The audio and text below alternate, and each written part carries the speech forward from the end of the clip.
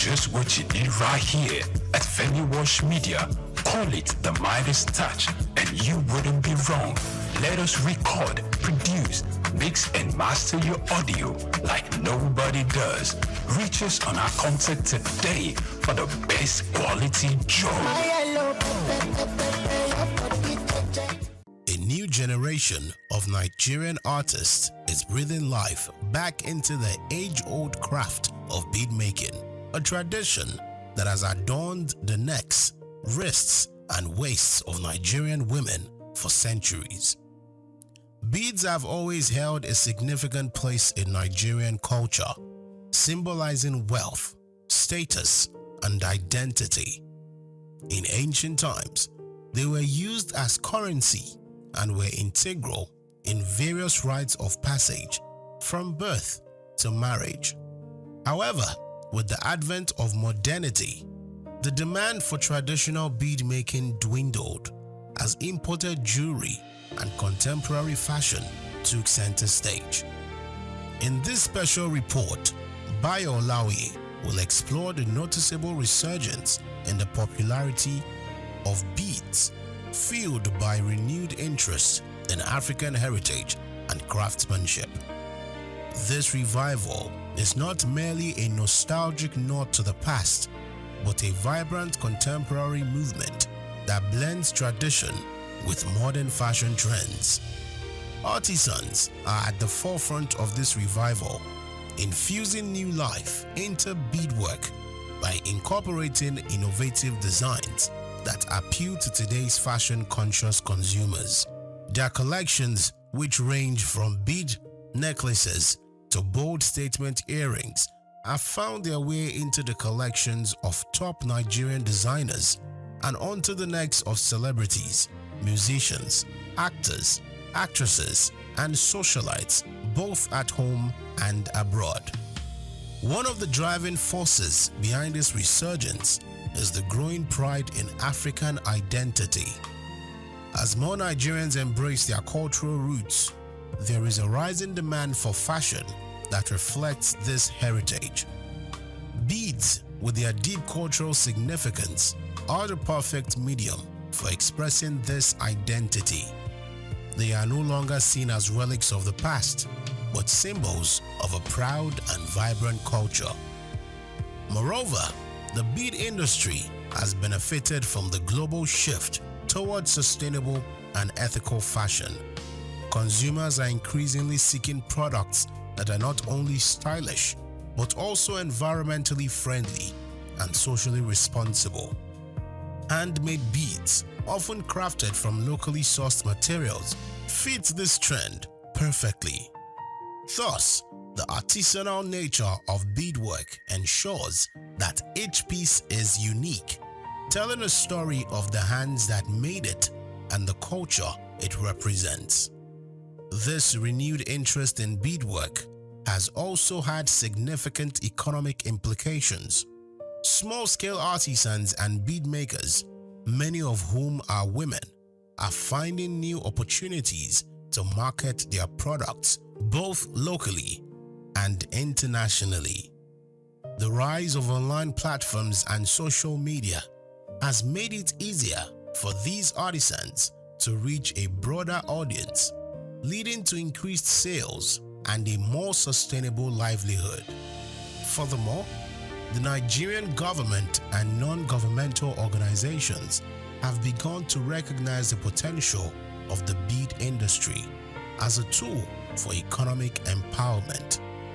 Initiatives that provide training and resources to bead makers are helping preserve this craft, while also boosting the local economy.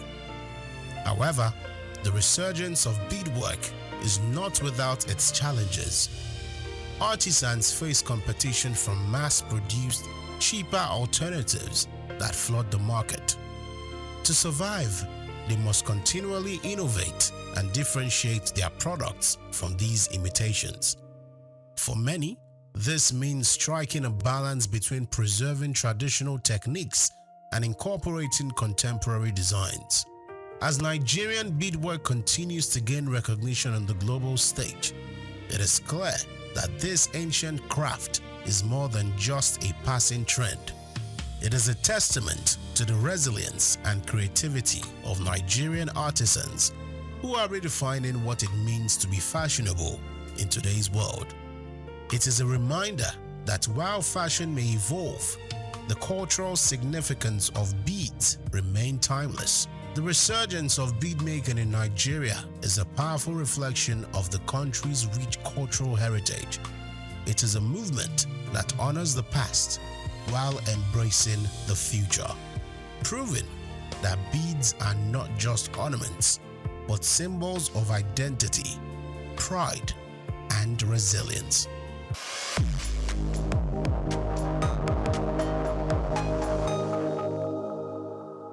Hello Nigeria, hello Africa. Yeah, this is Sound Man. Keep watching SOUQ News. My name is Babalola from Excel LED. Keep watching SOUQ News. My name is Shepherd Michael Adewale Onofuye. I enjoy you all to always watch SOUQ News TV. Hi, I'm Tom Boggables, and please keep watching SOUQ News. Wale Seriki, SLG Lagos Island East, SOUQ News. Keep out watching them and keep a lookout for them. They're up and coming, and we're proudly to be affiliated with them. You alone where they make me go crazy. This your love in the cool of my brain. You're my medicine, I need you all day. Yo, it's Blackface Nigeria and you're watching SOUQ News TV. Keep it locked on this dial, don't change it. You know what I mean? I say Blackface Nigeria, love on the bad.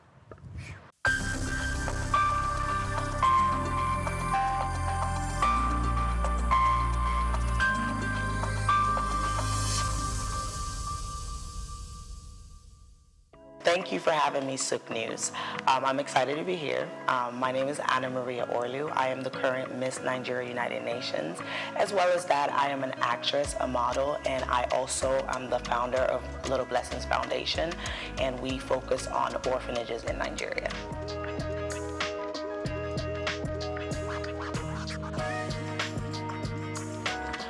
For me, I feel like it's about bridging the gap between like how the UN can help Nigeria and what ways we can like kind of be a part of the United Nations as a whole. I feel like every pageant queen picks a route that they go towards, right? So some people pick to bridge the gap between like health, bridge the gap, education. I've chosen to help children in orphanages.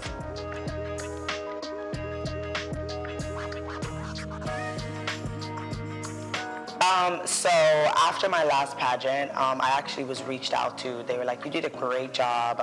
I really loved how you presented yourself. Would you like to take part in this pageant? And of course I had to do my own research just to see like, is it for me? Is it not for me? I did hesitate a bit only because, you know, you need to just let it sit. I'm used to just making decisions really fast.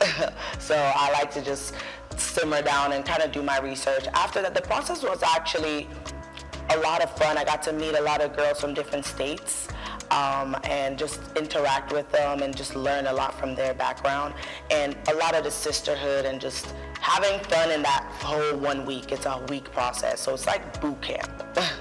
You're waking up, you're working out, you're visiting different places, you're doing some charity work, different segments like the swimsuit, also evening gown traditional, all of those things. So it is a week of like intense work.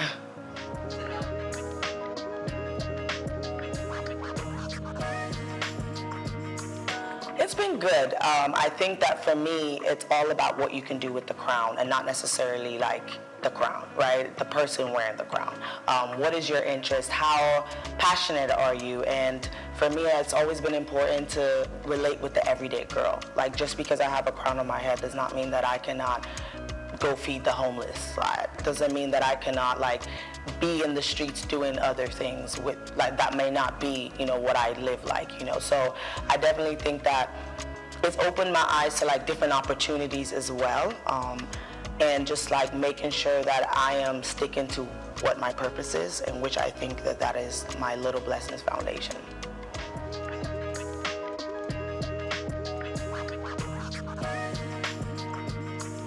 I'm currently working on my new project called The Dream Day Out. So basically what it does, it takes children in the orphanages to like amusement parks, zoos, all the things that children don't get to do in those places because they only go to the school and come back. I want them to feel like children. I want them to be able to just not worry about the circumstances, even if it's just for like 5-6 hours.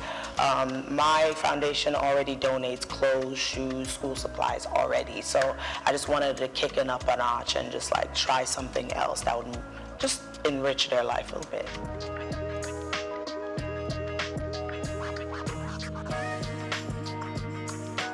I think yes.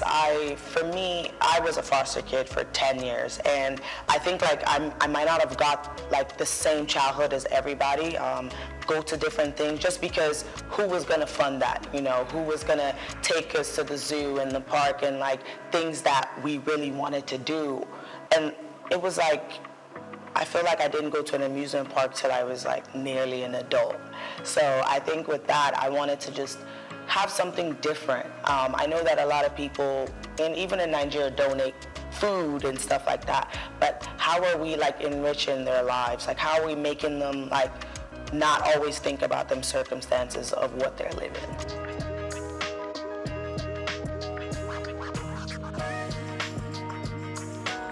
That's a really good question. For me, I think that my family also have done a really good job with that as well. My dad is always in Nigeria, and he tried to instill that you're Nigerian no matter what. My mom as well, and my brother never spoke English to me when I was younger. So I was able to understand Ikwe and Igbo, which, you know, nobody even believes that I would understand that because I wasn't born and raised here. So I think my family as a whole really just instilled, they try as much as possible to instill that even though we didn't live together to like a certain age, they still were just like that mental, your mom would be like, if you're around these people, they're not like you, they're not like you. Like my mom would always say that, like, you can't follow these American people, they're not like you. So I think that's always in my head that like, you're Nigerian, like, and I started coming back a lot more too.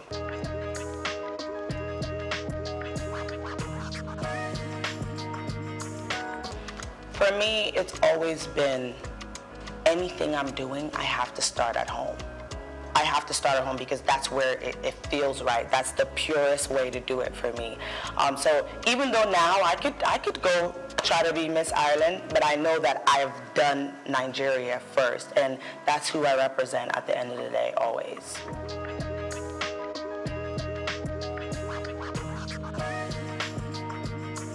So how I knew I could act is because I started off singing, actually. I started off singing. I thought I was going to be a singer.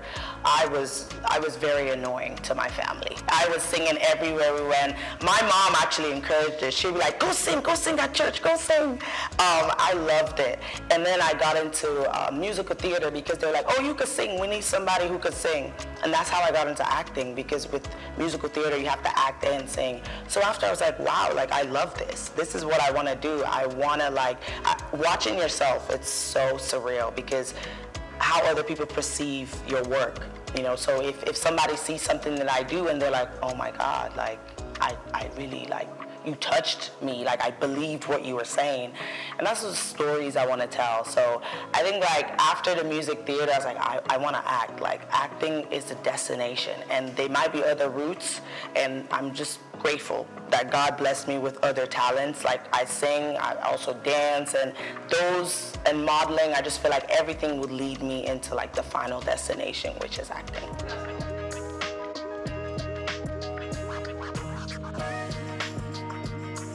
I actually did my first Igbo play like this year, which was, different because I've never done that, and also in LA, that's not a popular thing, right? So my last one was an Igbo play, and it was Emeka 1985. It was really, really dope. It was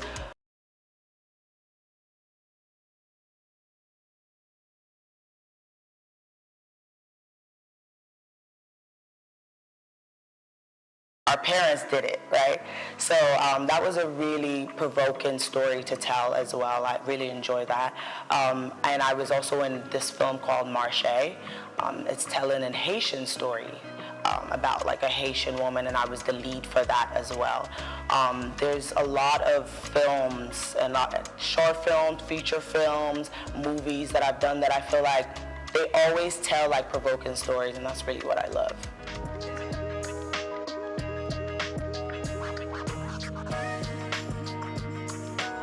Absolutely, and that's the main reason that after my projects with Little Blessing, I actually start filming a film on the 15th of January.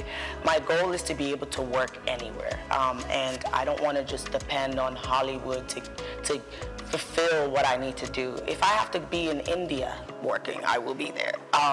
But Nollywood has always been an interest of mine. I've had it on my goal every single year, like I need to be in a Nollywood movie. So this is really a great opportunity for me to be here and just meet other creatives, directors, and storytellers and really get to work here as well.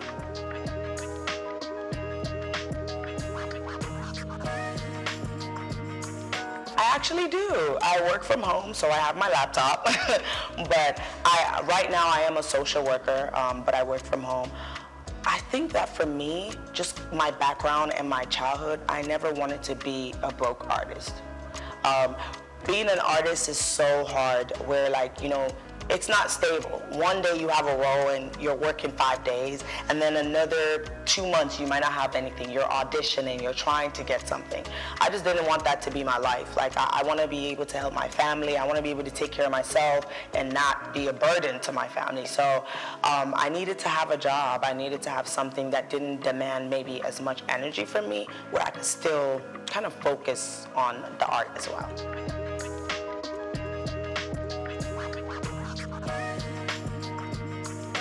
I would say definitely acting. If I can act every day and not have to do anything else, that's the goal.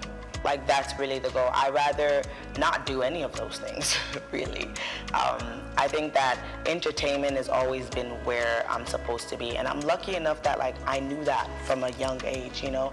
A lot of people don't know what they want to do, and they spend a long time, like, trying to find it, explore different things. From a very young age, I already knew that, okay, you're gonna go to school, because you will not hear the end of it from your parents if you don't, but you're still gonna go and do entertainment.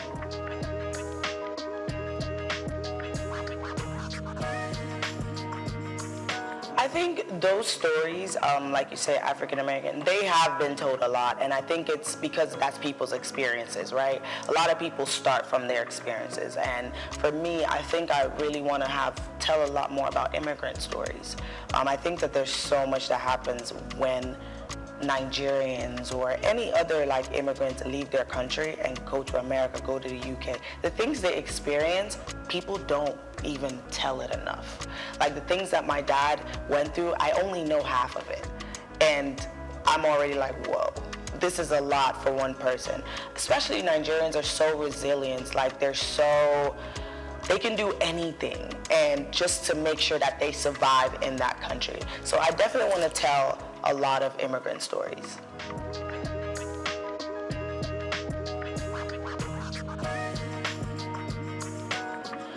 I think it's really, in 2024, it's how she was treated was terrible. Like, Nigerians are everywhere. So for me, when I first saw that, I was thinking, I lived in Ireland all my life. If somebody told me that I couldn't compete for Miss Ireland, why not?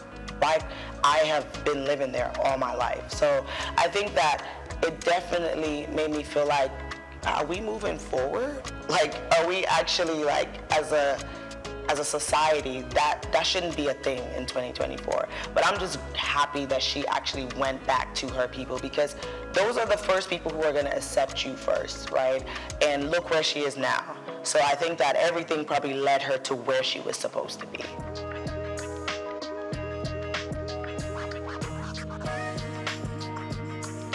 I think some of the misconceptions is that we're not very smart. We're just pretty, or some of them are like, oh, they just did it just to have a crown and have the attention or whatever. And I mean, some of those things might be true for some other people, but for me, I feel like I'm a pretty regular girl. Like, I feel like I like to do the same things. One of the things I will say that people will automatically stuck up. Like, we're stuck up. We can't be in certain places. We can't talk to certain people. And that doesn't apply for me. I feel like there are places that I've been and I'm like, maybe this is not where I would like to come again, but I'm here now, so let me integrate myself. So some of those misconceptions, I think it doesn't apply to every queen. And my daily, like how I live daily, I feel like I work. I do a lot of presenting. I'm also a host, so I do a lot of red carpet events and stuff like that. So I always like to make sure that I am in the entertainment scene because I know that that's where I want to be. I take care of myself a lot. I do work out a lot. I don't eat the best because I work out a lot, so I compensate for that. But yeah, I think I live a pretty regular life. I just take care of myself a lot.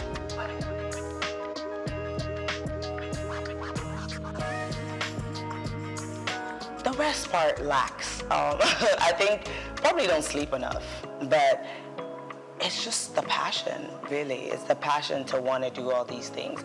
I think that even my social life is actually pretty good. Like, I go out pretty regularly with my friends and I travel a lot. I think traveling is really my safe haven.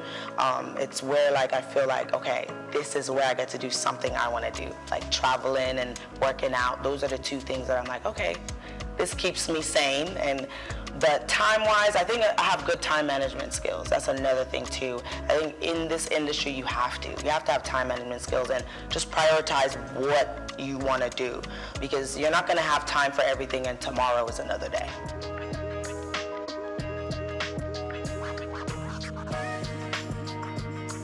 So before Miss Nigeria United Nations, I started Little Blessings. So I started Little Blessings like maybe 7 months before I actually did the pageant. So I already had that going where I was supplying shoes, clothes, things like that. So then Dream Day Out came after I became the queen. And I think my mission is just to keep adding initiatives that are gonna enrich these kids' lives, right? Next thing, I want to start looking for grants to fix the orphanages up, because some of them are in such a bad condition. And I think that if we're setting these children up for success, it starts at home. It starts with the basic needs. Like, if you don't have clothes to wear, you're not going to go to school and feel like you want to learn. If your environment is traumatic, you're not going to have that space to want to even be a doctor or a nurse or whatever it is that they might want to be, right? So I think it's just, I want to start with the basic needs. Like, your home needs to be together. Some of the orphanages have holes in them, like water coming, and the kids are comfortable. They just hop over the bucket. And I'm looking around like, wait, this is okay? So I just want to start off with like building that up, and then go and add more and more orphanages that I'm sponsoring. So start getting some from the east. Right now I have in Port Harcourt as well. So just adding more and seeing how we can make a difference that way.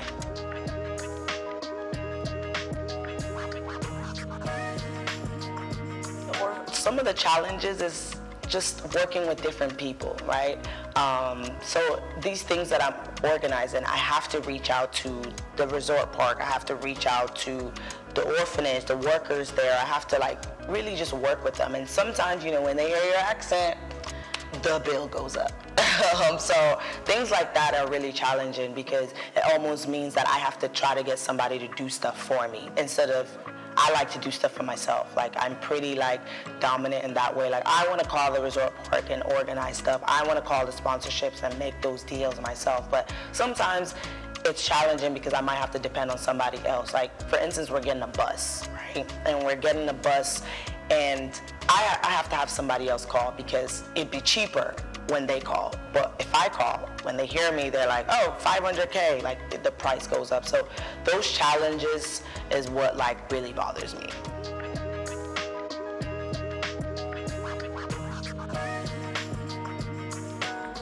I think it's just believing that anything is possible. I think that I truly like believe that like I have to make it. And also like your background as well should motivate you, because I didn't come from like an easy background, and for me, I was like, it cannot get down there, so it has to go up. Going to school was very like beneficial to me because I was able to like actually make money, take care of myself, and sponsor my goals. You have to be able to sponsor your goals. Just for acting, you need headshots, you need show reels, like all those things cost money. So I think just first thing, just believe in that anything is possible, and it doesn't matter what anybody else tells you. Like nobody can tell me today that I'm not gonna make it, and I would believe them. And surrounding yourself with people who really like believe that about you too. Like it took me years to even tell my dad that I was into entertainment, because I had to block out that negativeness. And it's not that they mean it, but you know, African parents, they're focused on stability. And entertainment doesn't sound very stable. So I don't want anybody to project their negativity on me to make me feel like I'm not gonna be where I wanna be. So that's one thing, I had to just block that out. My dad found out that I was Miss Nigeria like after I won, not even through the process. Because I don't want anyone to tell me that, oh, you know, you might not get it, you might not know. Why not? Why don't I have those opportunities? So that's why it's really important for me to like try to create those opportunities for other people as well.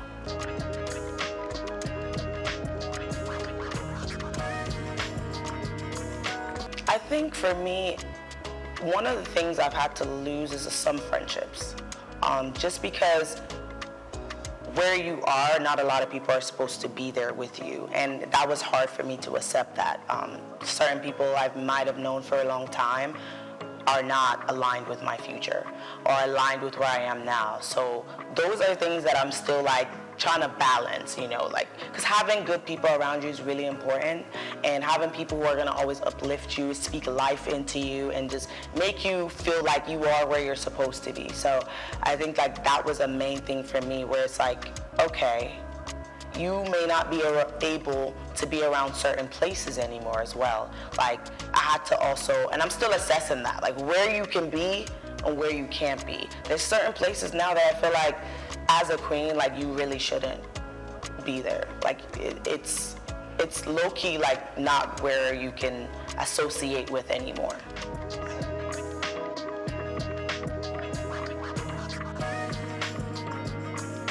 Some of the upsides is being in certain rooms where you wouldn't have been able to be in as maybe like a regular person, right? Being able to speak to people who are actually change makers, being able to get sponsorships and fundraising, things like that. It's harder. It was harder for me when I wasn't a queen, but I was still trying. I did online sponsorships and everything. So I think that being a beauty queen gets you into different rooms so you can actually speak and people can hear your voice more and hear your initiatives, hear the things that you want to do.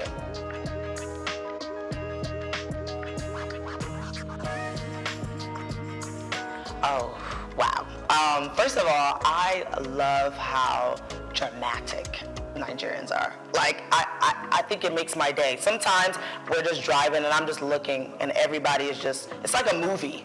Like, and I love how successful Nigerians are. Like, when you leave Nigeria and you see Nigerians in different countries, like, we are doing amazing things. There's like, out of all the African countries, I just love how determined, how hardworking, resilient, like things now that I see some of my friends in Nigeria do, I'm like, wow, this took you all day. They're like, oh, no, it's no problem. Like, it's not a big deal. But for me, I'm like, that's all day. So I just love how resilient we are, how nothing can stop us. Like, we are literally unstoppable in every country that we go to. And even some of my Ghanaian friends would be like, I love Nigerians. I love how you guys can just work so hard, but also play so hard too. So yeah, and the food. I can eat. I can eat.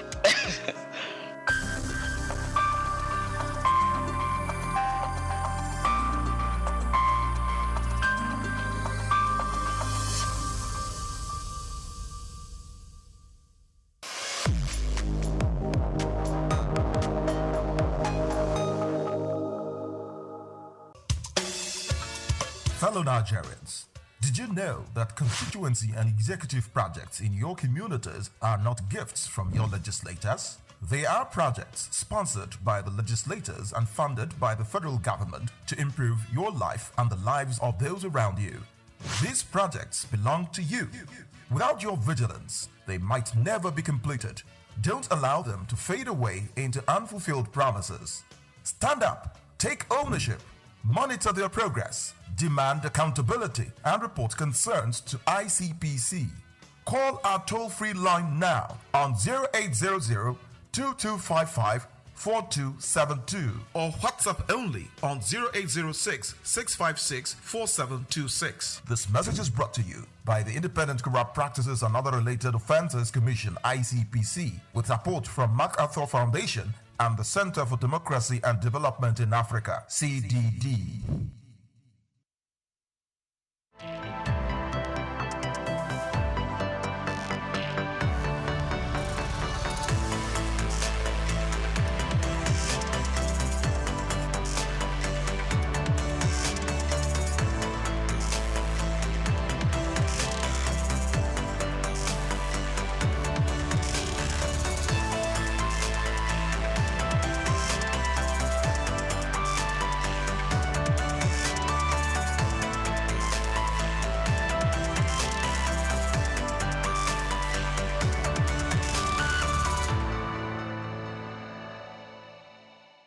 Optimism is a strategy for making a better future, because unless you believe that the future can be better, you are unlikely to step up and take responsibility for making it so. Responsibility is the price of greatness. How else can one explain the thought process of a 24-year-old youth leaving the luxurious comforts in the United States to fill in for his incarcerated father in sub-Saharan Africa, Nigeria, and run a family business holding the fort till stability was achieved? This is the story of Abdul Samad Rabiu, an unassuming, silent achiever.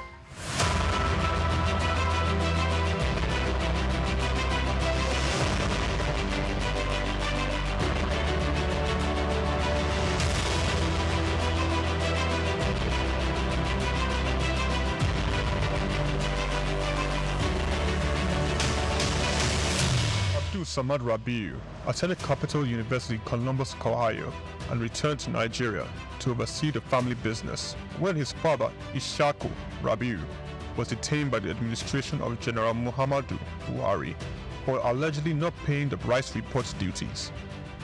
Not only was his father under investigation, the family business was under scrutiny. These harsh realities of being thrust right into the middle of it all shaped the young man's resolve to hard work in silence.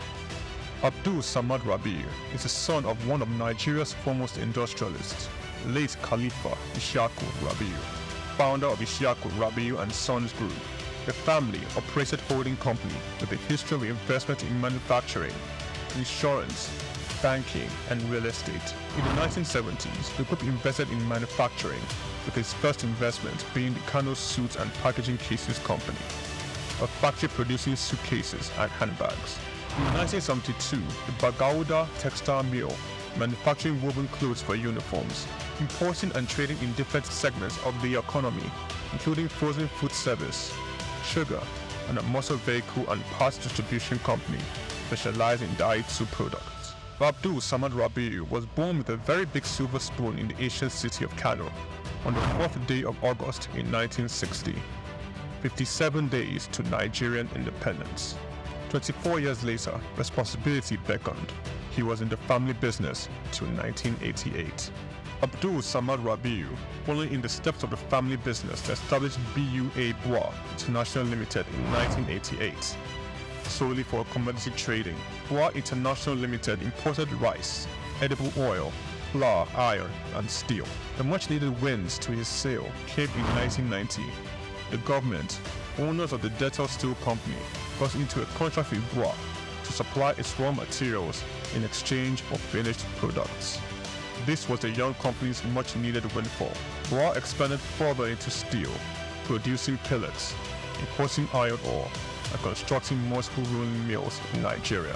Nigerian Oil Mills Limited, the largest edible oil processing company in Nigeria, was sadly bought by BUA in 2005. BUA started 2 flour milling plants in Lagos and in Kano. By 2008, BUA had broken an 8-year monopoly in the Nigerian sugar industry by commissioning the second largest sugar refinery in sub-Saharan Africa. In 2009, the company went on to silently acquire a controlling stake in a publicly listed cement company in northern Nigeria, SOUQ Cement, and began to construct a $900 million cement plant in Ogun-Ogbela, Edo State, completed and commissioned in 2015, which was at that time the single largest non-oil investment in South Nigeria, and had a capacity of 6 million metric tons per annum upon completion of the second line. This was followed by a new 1.5 million metric tons line in Sokoto in 2018 and another 3 million metric ton line, which commenced in 2020 and was commissioned in 2022, bringing the total installed capacity for his cement holdings to 11 million metric tons as of January 2022. Abdul Samad Rabiu is very entrenched with his family in business, having over 40 siblings. His younger brother, Rabiu Ishaku Rabiu, was the CEO of IRS Airlines Limited, an airline based in Abuja, Nigeria. He operates scheduled domestic passenger services. Its main base was Nnamdi Azikiwe International Airport. The airline was established in 2002 and started operations in March 2002 and ceased operations in 2013. Kabiru Rabiu, our younger brother, currently serves as the Group Executive Director of BUA Group. In 2020, Kabiru was named the Best African Economic Leader under the age of 40 in the 100 African Economic Leaders for Tomorrow Awards by the French Institute, Chausseo. BUA invested $300 million in a 20,000 hectares Lafiaji Sugar Estate project, which comprises a sugar mill, sugar refinery, ethanol processing plant, and 35 megawatts power plant. The company also built an exports-focused refinery in Port Harcourt, the only destination sugar refinery in sub-Saharan Africa. Abdul Samad Rabiu is constructing a 200,000 barrels per day petrochemicals refinery in Akwa Ibom State, Nigeria. The agreement was signed with Access of France in August 2020 for the refinery aimed at serving Nigeria and the West African petroleum refining needs. It is expected to be completed and operational by 2025. The privately owned Ogun-Ogbela Cement Company was in January 2020 merged with the publicly listed Cement Company of Northern Nigeria, where Abdul Samad Rabiu already held a controlling stake in the $3.3 billion transaction, and BUA Cement PLC was born. Abdul Samad consolidated all his food businesses in sugar, edible oils, rice, flour, and pasta milling into a new company, BUA Foods PLC. In December 2021, it was listed on the Nigerian exchange. BUA Foods emerged as a consumer goods leader in market capitalization, experiencing a phenomenal 206% year-to-date appreciation.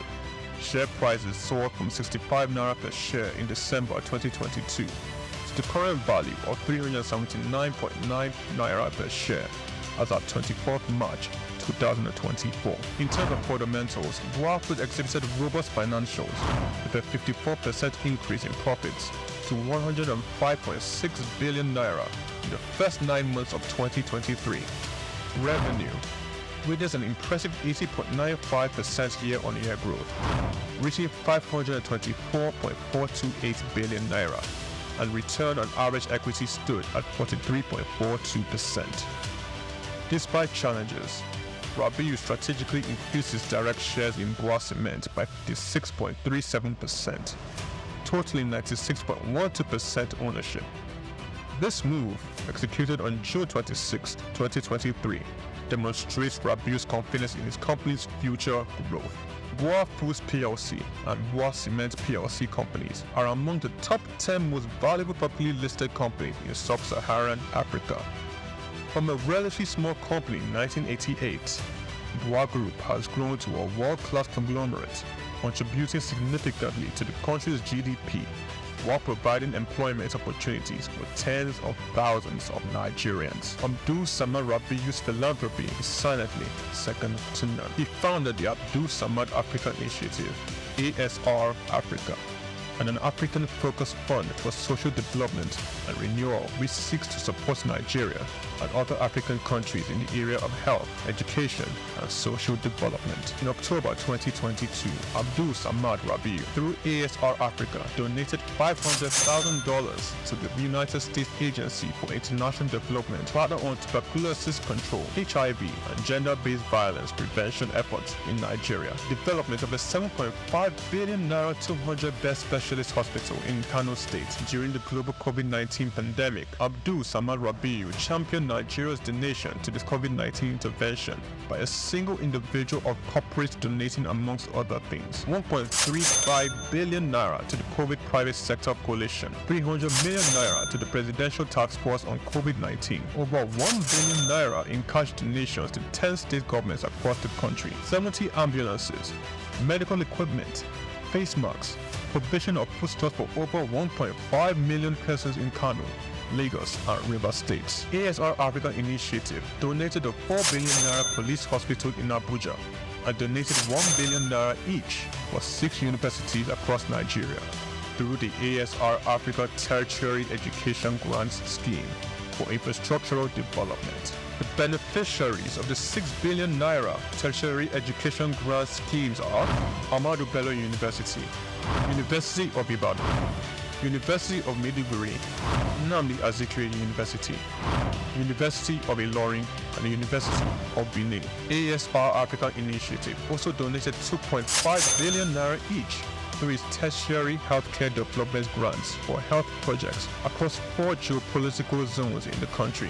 These are in addition to 5 billion naira donated to build the first teaching hospital in Akwa Ibom State, donated 10 billion naira to the Security Support Fund of the Nigerian government. Abdul Samad Rabiu was awarded the 2022 CEO of the Year at the African CSR Awards, 2016 African Industrialist of the Year Awards by the All African Business Leader Awards, the 2022 Sun Man of the Year Awards, 2020 Vanguard Business Person of the Year, and the New Telegraph Philanthropist of the Year 2021, a recipient of several honorary doctorate degrees from various universities, including the University of Benin, Nasarawa State University, Sokoto State University, and Crescent University. Abdul Samad Rabiu is a fellow of the Institute of Directors, and he currently holds the prestigious Nigerian National Honors, Commander of the Order of the Federal Republic, CFR, Commander of the Order of Niger, CON, as well as the highest civilian national honor in Niger Republic. Abdul Samad Rabiu is married with children. His children are Mustafa Khadija Kuki Rabiu, Ishaku Khalifa Rabiu, Junad Rabiu. On the 22nd of January 2024, Forbes estimated Rabiu's wealth at $5.9 billion, putting him as the 6th wealthiest man in Africa and 508th in the Global Billionaires Club. The family man, the silent achiever, the giver, Abdul Samad Rabiu.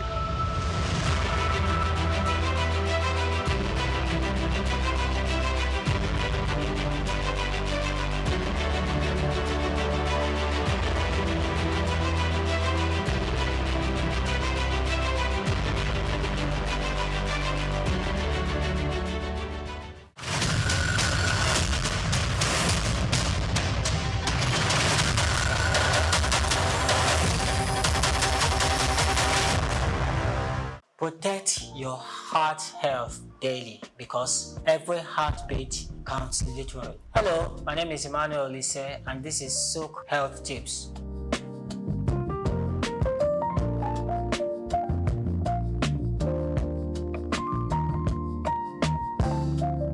Let's talk about your heart, the tireless engine that keeps you alive. Most heart diseases are preventable through daily habits, not just medication. Eat for your heart. Choose foods rich in fiber like oats, beans, and vegetables. Use healthy fat from olive oil, avocados, and fish. Limit salt, sugar, and trans fats. They stress your arteries. Move every day. Even 30 minutes of brisk walking improves blood flow and lowers cholesterol. Your heart loves movement more than marathons. Quit smoking. Cut alcohol. Tobacco and excessive alcohol damage your heart lining and blood vessels. There is no safe level of smoking. Quit early, live longer. Manage stress. Chronic stress raises blood pressure. Practice deep breathing instead. Stay connected with loved ones and rest well. In summary, your heart responds to how you live, not just how you treat it. Feed it well, move often, and rest deeply and love fully. I'm Emmanuel Olise, and this is Protect Your Heart. Protect Your Heart is the rhythm of your life.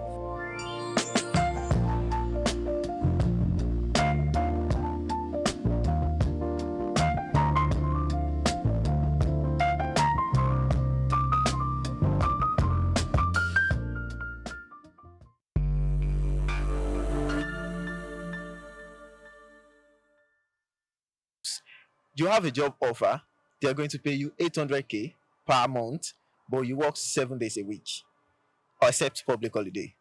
Or you earn 500k per month, but you work 5 times a week. Which one do you think you will go for?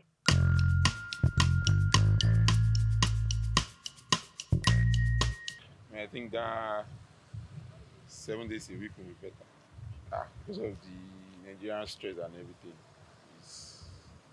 The stress in Nigeria now is crazy. Well, I'll definitely go for the one of 500k because my mental health is very, very important. I mean, what's the purpose of working when you don't have the time to spend the money you're working for or have some good time with your family? So my mental health is going to suffer.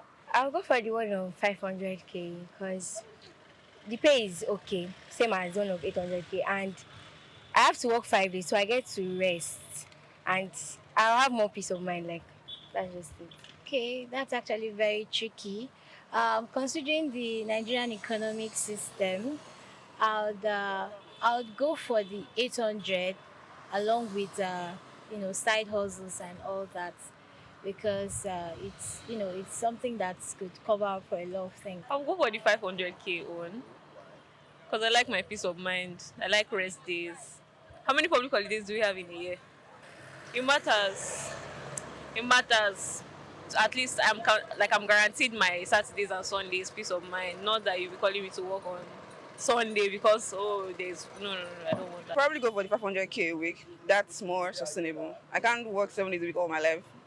I'm human. I need to sleep. I think the 500k because at least I still need time to rest for myself. So yeah, I think I'll prefer the 500k.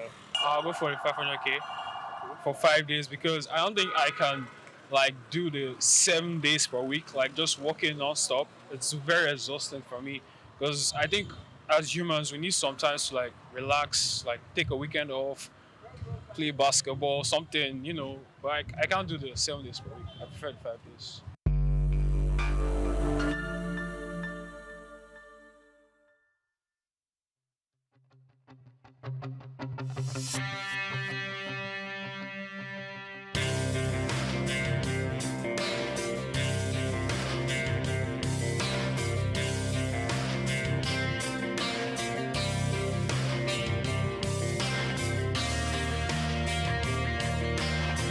When you visit Lagos for the first time and Google fun or recreational places in the city, at the top of that list will be Freedom Park.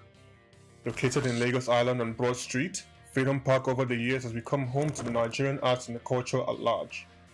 From annual big shows like the Lagos Theatre Festival, celebration at the Lagos Poetry Festival, to local festivals that celebrate literature, music and arts. Freedom Park is one of the most visited recreational sites in Lagos, for both local and tourist people alike. A place to mingle, unwind, or simply just have fun. Freedom Park, however, hasn't always been a place of fun and games. It has a history that dates to 1861, when Lagos was made a British colony. In 1885, Freedom Park was built as a fortified prison from imported bricks. It was referred to as Her Majesty's Broad Street Prison. Some prominent political prisoners were held in the prison, people such as Herbert Macaulay, Michael Imodu, and Obafemi Awolowo. In 1979, Her Majesty's Broad Street Prison was destroyed, reduced to a dumping ground. It was later rebuilt in the 1990s, celebrated in 2010, Nigeria's 50th Independence Day. Freedom Park still holds a bit of its history within its walls in the museum where there are pictures and artifacts. some of the old prison facilities have been converted into leisure facilities that people visit and enjoy today.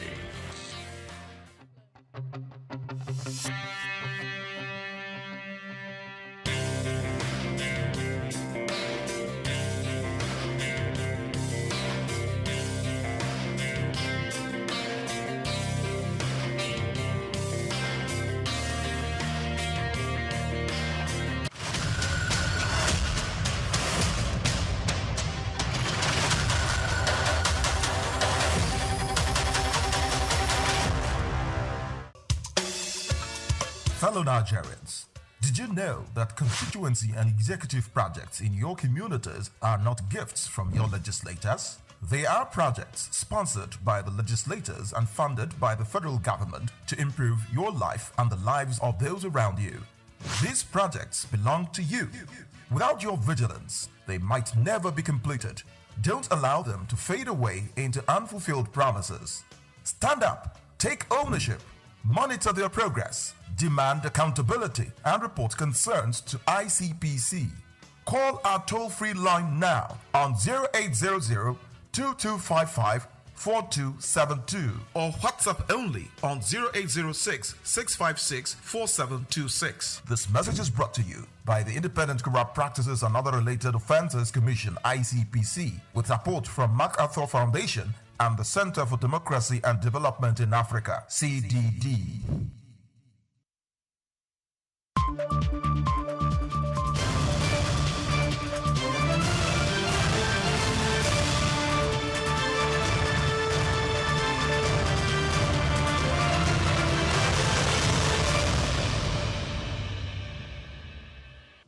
Hello and welcome to SOUQ Business Landscape, where we go beyond the news to uncover what happened, why it matters, who wins, who loses, and what comes next.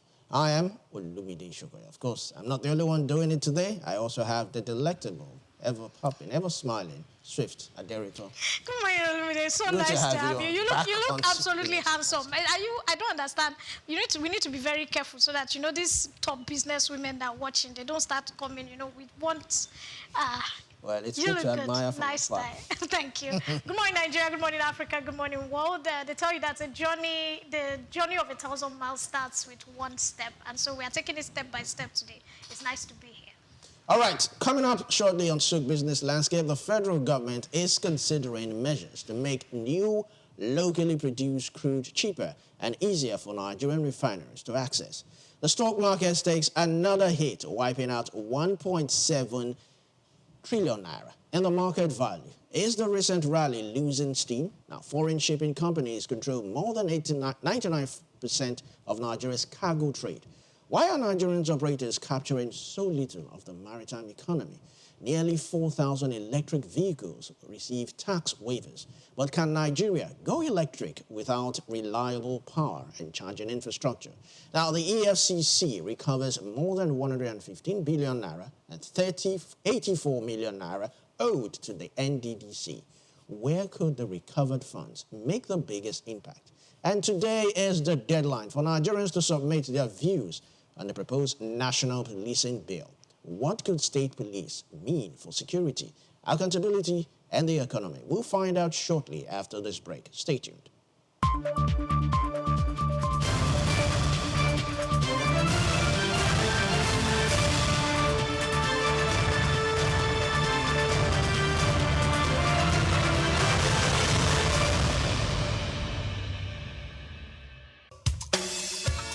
Fellow Nigerians, did you know that constituency and executive projects in your communities are not gifts from your legislators? They are projects sponsored by the legislators and funded by the federal government to improve your life and the lives of those around you. These projects belong to you.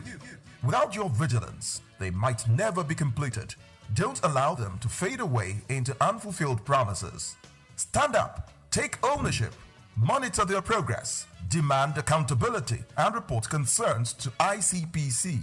Call our toll-free line now on 0800-2255-4272 4272 or WhatsApp only on 0806 656 4726. This message is brought to you by the Independent Corrupt Practices and Other Related Offences Commission, ICPC, with support from MacArthur Foundation and the Center for Democracy and Development in Africa, CDD.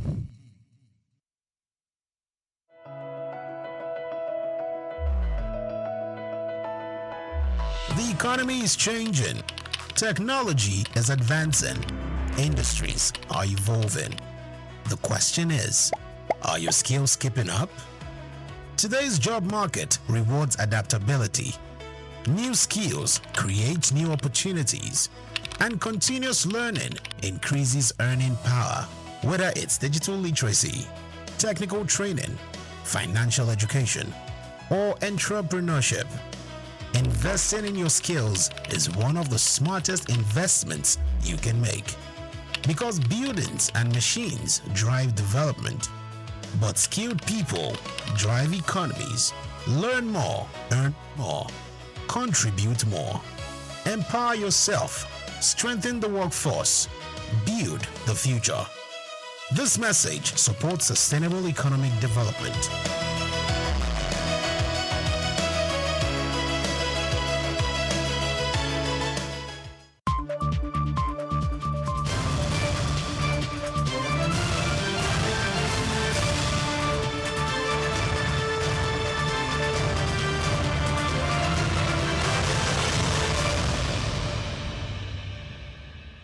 Welcome back to SOUQ Business Landscape. Now, the federal government has approved tax waivers for nearly 4,000 electric vehicles imported into Nigeria during the first half of 2026 as part of efforts to accelerate the adoption of cleaner transportation. Government data reviewed by Reuters showed that the approvals represented the first batch processed under a new initiative designed to promote electric mobility through tax incentives and local vehicles assembly programs. Now, the move comes despite persistent electricity shortages and inadequate charging infrastructure across the country. Now, the government hopes that these incentives will reduce the cost of electric vehicles, encourage investment in local assembly, and support Nigeria's broader energy transition. However, limited charging facilities, unreliable power supply remain major obstacles to widespread electric vehicle adoption. Swift, in a country where we are still tackling with epileptic power, we are looking to go into electric vehicles. First of all, electric vehicles don't come cheap. I mean, I admire when I see this BYD, which they're doing very, really well. You know, before it was even, it was Tesla that started. And all of a sudden, Japanese, or is it Chinese, they have taken over the market. Taken over the market. And we are seeing them in droves in Nigeria. Even some of these car hailing services, they've converted. Even BRT buses. We have some that are electric vehicles, yes. In Lagos, I don't know about other states in Nigeria, yes. So, do you think that we are, with this tax waivers, it will encourage the innocents and whatnot to produce more electric vehicles that will be affordable? Because that's the target. The target is to make electric vehicles affordable. Their CNG, conversion of CNG is not a joke. So, and we are moving into electric vehicles. Do you think that we will be able to achieve what the government is planning to achieve? So, funny enough, it's quotes with what I started with this morning. The journey of 1,000 miles starts with one step. I think we have seen the federal government under the Tinubu administration, even a bit under Buhari administration, they have been trying to embrace technology because they have realized that, look, technology is the next way to go. And as Africans, if we don't embrace it, we will be left behind. And we don't want to be left behind because we have so many intelligent people. We have been talking about the brain drain, where people are leaving Nigeria in those intelligent people to go abroad so that their intellectual capacity can be used.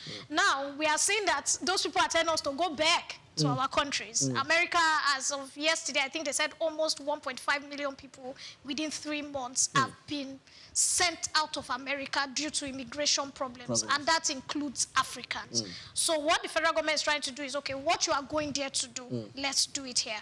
Electric cars are very expensive. I think somebody said online, they are saying the cheapest electric car is 15 million. That's the cheapest.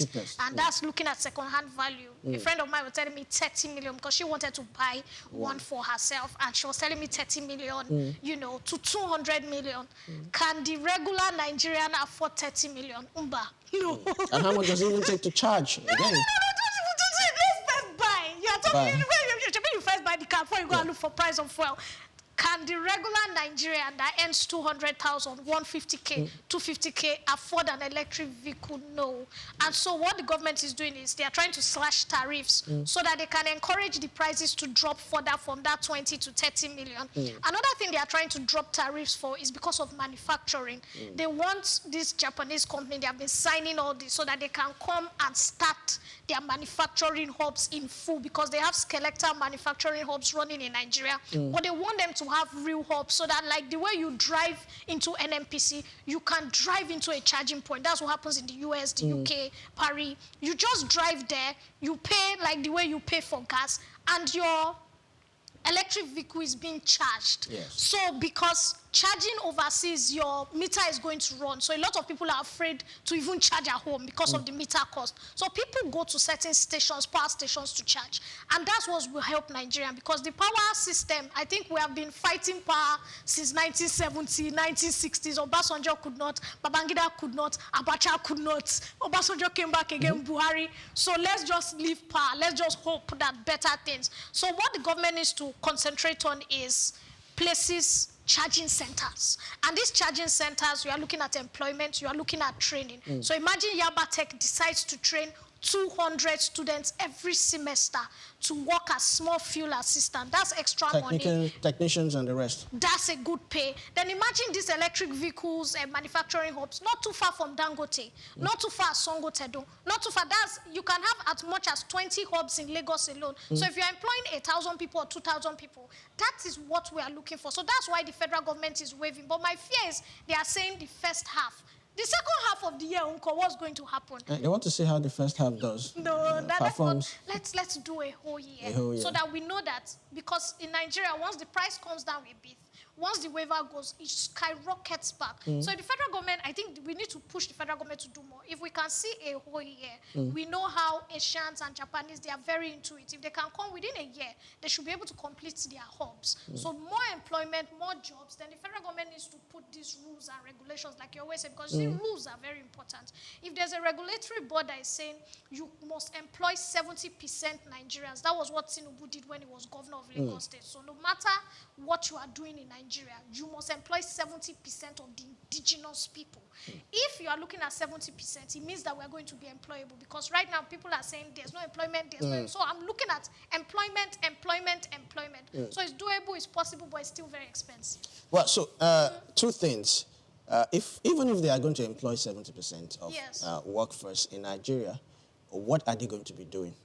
They can decide to employ 70% of just manual labor and bring in the expatriates to be the technicians. That's what is going to happen at the initial stage. There's nothing you are going to do. Even if they are going to bring in Nigerians, they're going to bring in Nigerians from the diaspora that have already learnt this. Even Dangote said he's finding it hard to employ real technicians from Nigeria. Yes. Because they don't have the skills. No, we were doing, we had a conversation months back when Benga was saying that some of the people who came out to be angry at Dangote said they have been in one position for so long and they have not been promoted. And that's why one or two of them said maybe that's why they are sabotaging. It's a Nigerian factor. We looked at a lot of big brands, how our forefathers, let's not drag them in the 80s and 90s, they destroyed these brands from Peugeot to Volkswagen. They were all in Nigeria. Yes. And it was the local people who destroyed the branding. They would take out engine parts, replace with nonsense. So many times, you will notice that foreigners, they seem to be contented with their salaries. I don't know why. They are very good Nigerians. But many times, sometimes systems, until you train certain people, systems always work better. Maybe when they see a foreigner leading, I don't know why.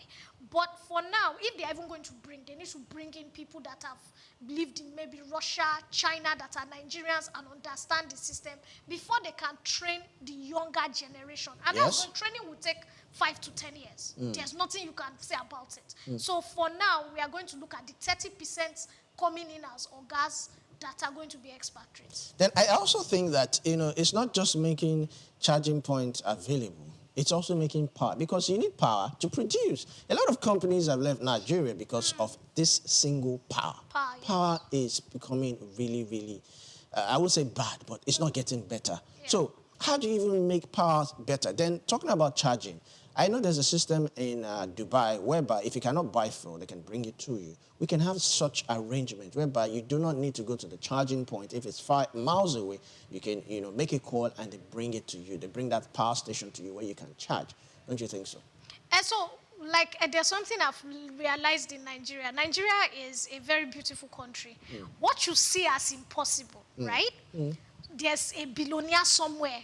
He may be 2 streets away from you. You don't even know how rich that person is. That person is already getting it. As of 3, 4, 5 years ago, there were people who already owned electric cars in Nigeria. Yes. And they were driving these cars. They have been charging these cars. They don't have issues with it.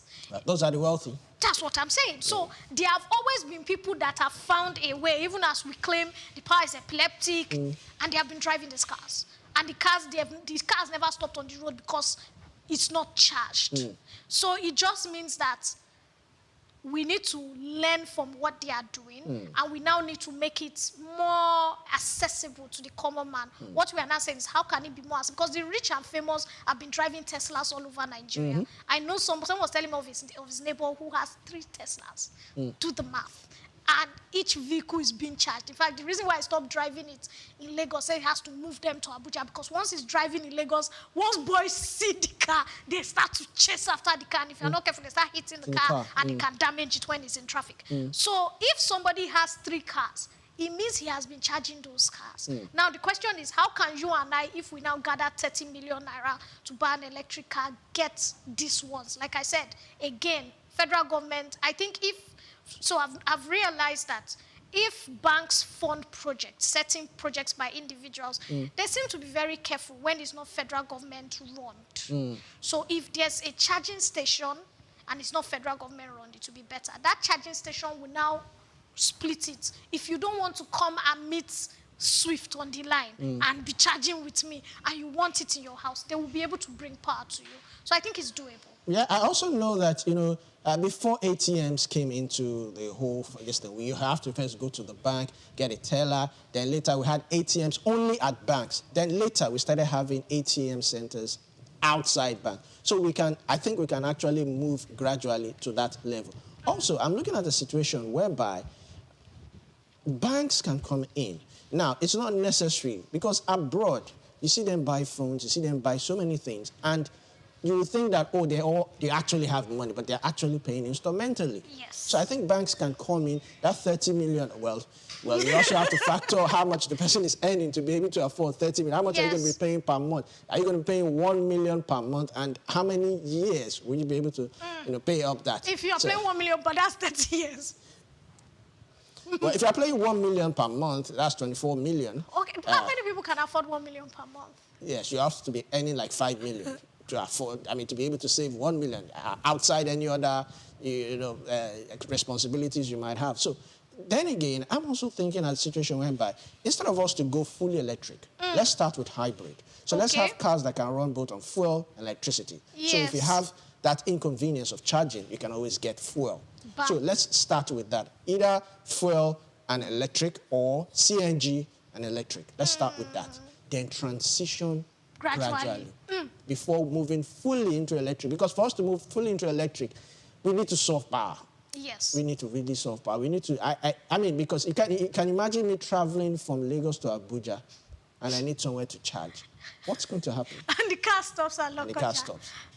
And most of the electric vehicles also are supposed to have like a solar thing that can at least take you from point A to some extent if the solar is charging. But I was recently Daddy Freeze was telling a story where somebody left his mirror, you know, that stuff you bring down on your mirror in the electric vehicle, and it ran the battery out. It did it overnight. So with your regular cars, your battery is still going to cry, but it's not as bad. It won't run down. Yes. But with electric vehicles, one small thing you do wrong, everything has run down. So it's a tricky thing. We need to be very cautious, careful. It still goes down to the government-private participation. I think only government-private participation can drive this. All right, let's move on to the next story. The Economic and Financial Crimes Commission, EFCC, says it has recovered more than 115 billion naira and $84 million in outstanding statutory levies owed to the Niger Delta Development Commission, NDDC, by oil companies. The FCC disclosed this before the Senate Public Accounts Committee on Wednesday during the committee's ongoing investigations into issues raised in the 2021 to 2023 Nigeria Extractive Industry Transparency Initiative Oil and Gas Industry Audit Report. Now, the committee, chaired by Senator Ibrahim Dakwambo, is examining outstanding payments and other issues identified in the audit. The recovered funds are expected to strengthen the NDDC's finances and support its mandate to develop infrastructure and improve living conditions across the Niger Delta. Now, it's a good thing that, yes, this money was recovered, but where do you think this money should actually go? 115 billion naira. That's say it again. 115 billion naira and $84 million were recovered. Do you think they should go directly into NDDC? How should this money be spent? Which area, which sector? I mean, it's supposed to take care of the Niger Delta region. So many things has been done, oil spillage, a whole lot of things has been done in that particular place. And that is why this commission was actually set up to take care of the Niger Delta, to rebuild, to renovate, to make sure that the living standards of that place is actually good and standard.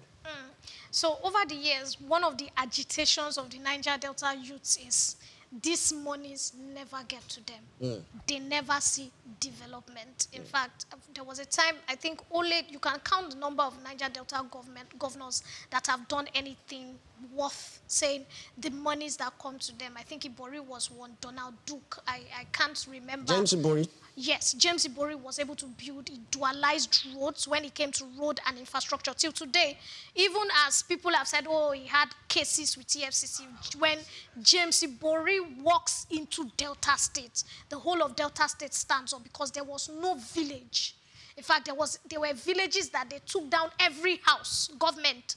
And not that they took down your houses and rebuilt standard houses. Because my friend's father, I went for a wedding, and I was like, oh, you guys touched your house? She was like, no, it was Niger Delta government. They went from village to village. So that's the kind of infrastructure in some areas James Ibori did. Now, we have seen them agitate. There's a lot of agitation that 90% of these monies, it ends up in people's pockets. So that's why I said, please mention the amount again. We are looking at 85 million. $84 million and 115 billion naira. It's a huge budget. It's a country's budget. According to a friend of mine, it's huge. Now, what is the federal government doing about it? Because if the federal government just hands this money over to people, we saw the last time the governor of Delta State was accused of single-handedly, as it's an assumption that he single-handedly sponsored Atiku's election under PDP, and that's why they picked him as the running mate, even though a lot of other people felt he wasn't competent or favorable enough. These are the monies that people are using to do such things. And if you look at these states, the developments, they are not developing up to Lagos, Abuja. And so people are saying with all the money, and they are getting way more money than is coming by derivation to Lagos State. Now, what can be done? The federal government, they need to start it from the federal level. I know that there's autonomy. That's where the local government autonomy comes in. So when you're not giving the state government money directly, where a local government chairman needs to come and say me go to you before you are giving your allowance, then it means that the local government will now be responsible. True. Because once there's development from the local government, it will touch the state. Yes. Now, we know that local government chairmen, they are not autonomous. So it means that if they do anyhow with this money, if the money is not put into what it's supposed to be, they can be arrested, they can be jailed, and the money can be gotten back from their assets. So the federal government needs to have a plan where they first come up with plans for Niger Delta, roads, hospitals, networking, schools, development, before monies are sent. Because if these monies are just sent, NDDC chairmen all over the world, all over since Nigeria, since they started the inception, I stand to be corrected. If there are 10, 9 have had serious EFCC cases. And it's not small money. I remember years ago, somebody was telling a story of an NDDC chairman who, before he gives you contract, he will say, come and, I want to see you perform. As in, bring your wife. It was that bad. So you are looking at the fact that if the federal government does not have a blueprint of what is going to happen, these monies are still going to be misused. Girlfriends are going to get brand new houses in Abuja, Lagos, Port Harcourt. That's the truth. People's wives are going to leave their husbands and go shopping in Dubai because they are going to be handed Ghana Moscows. So the federal government already knows. This has been going on for over 15 to 20 years. As these monies are coming, what can be done? Because now we need to fight corruption from the roots. If not, Nigeria will still continue to be the joke. And I think apart from having a blueprint, I think this money should be released on performance-based projects.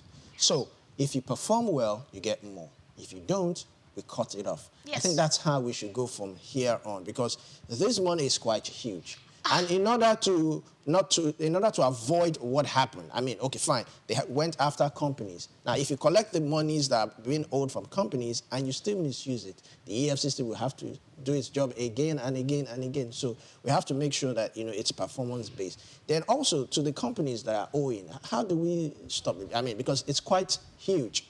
How do we stop these companies from, further owing levies that the EFCC will have to, go after them, probably indict some, jail some, and, before they get this money? Well, that again boils down to the federal government. If not, youths in Niger Delta will continue to agitate, go and fight this company physically. So the federal government needs to be very, very certain, maybe every 3 months, every 6 months, ensure that what is due is paid back to the Niger Delta. And also, there needs to be some strict reforms and rules. If you default in payments, after 3 months, 6 months, these companies, especially the foreign companies, you will pay a fine. I think that's Thank you very much. We'll go on a short break. We have Bola Olojede standing by to come in shortly after this break.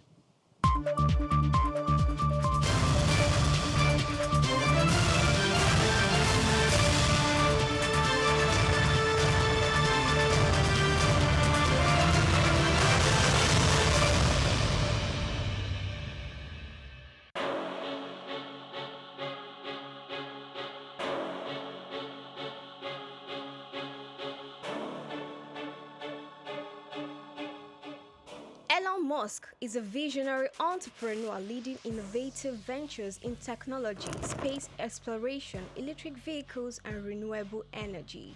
Musk was born on June 28, 1971 to a South African engineer and his mother, a Canadian model and nutritionist in Pretoria, South Africa. Talents for computers and entrepreneurship emerged early, and at age 12, he created and sold a video game. Musk studied physics and economics at Queen's University and the University of Pennsylvania.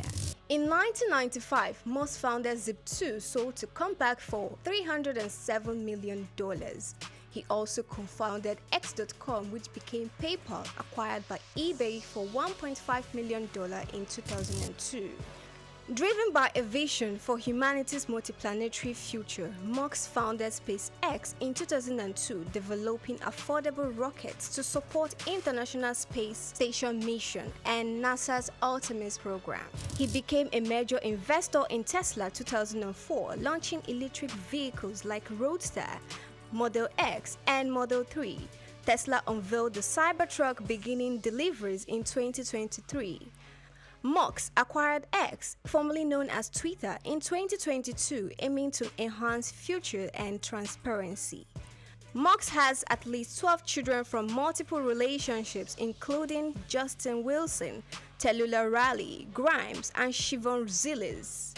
Through SpaceX, Tesla, and other ventures, Musk shapes technology and innovation globally, and his influence extends beyond business into politics and culture.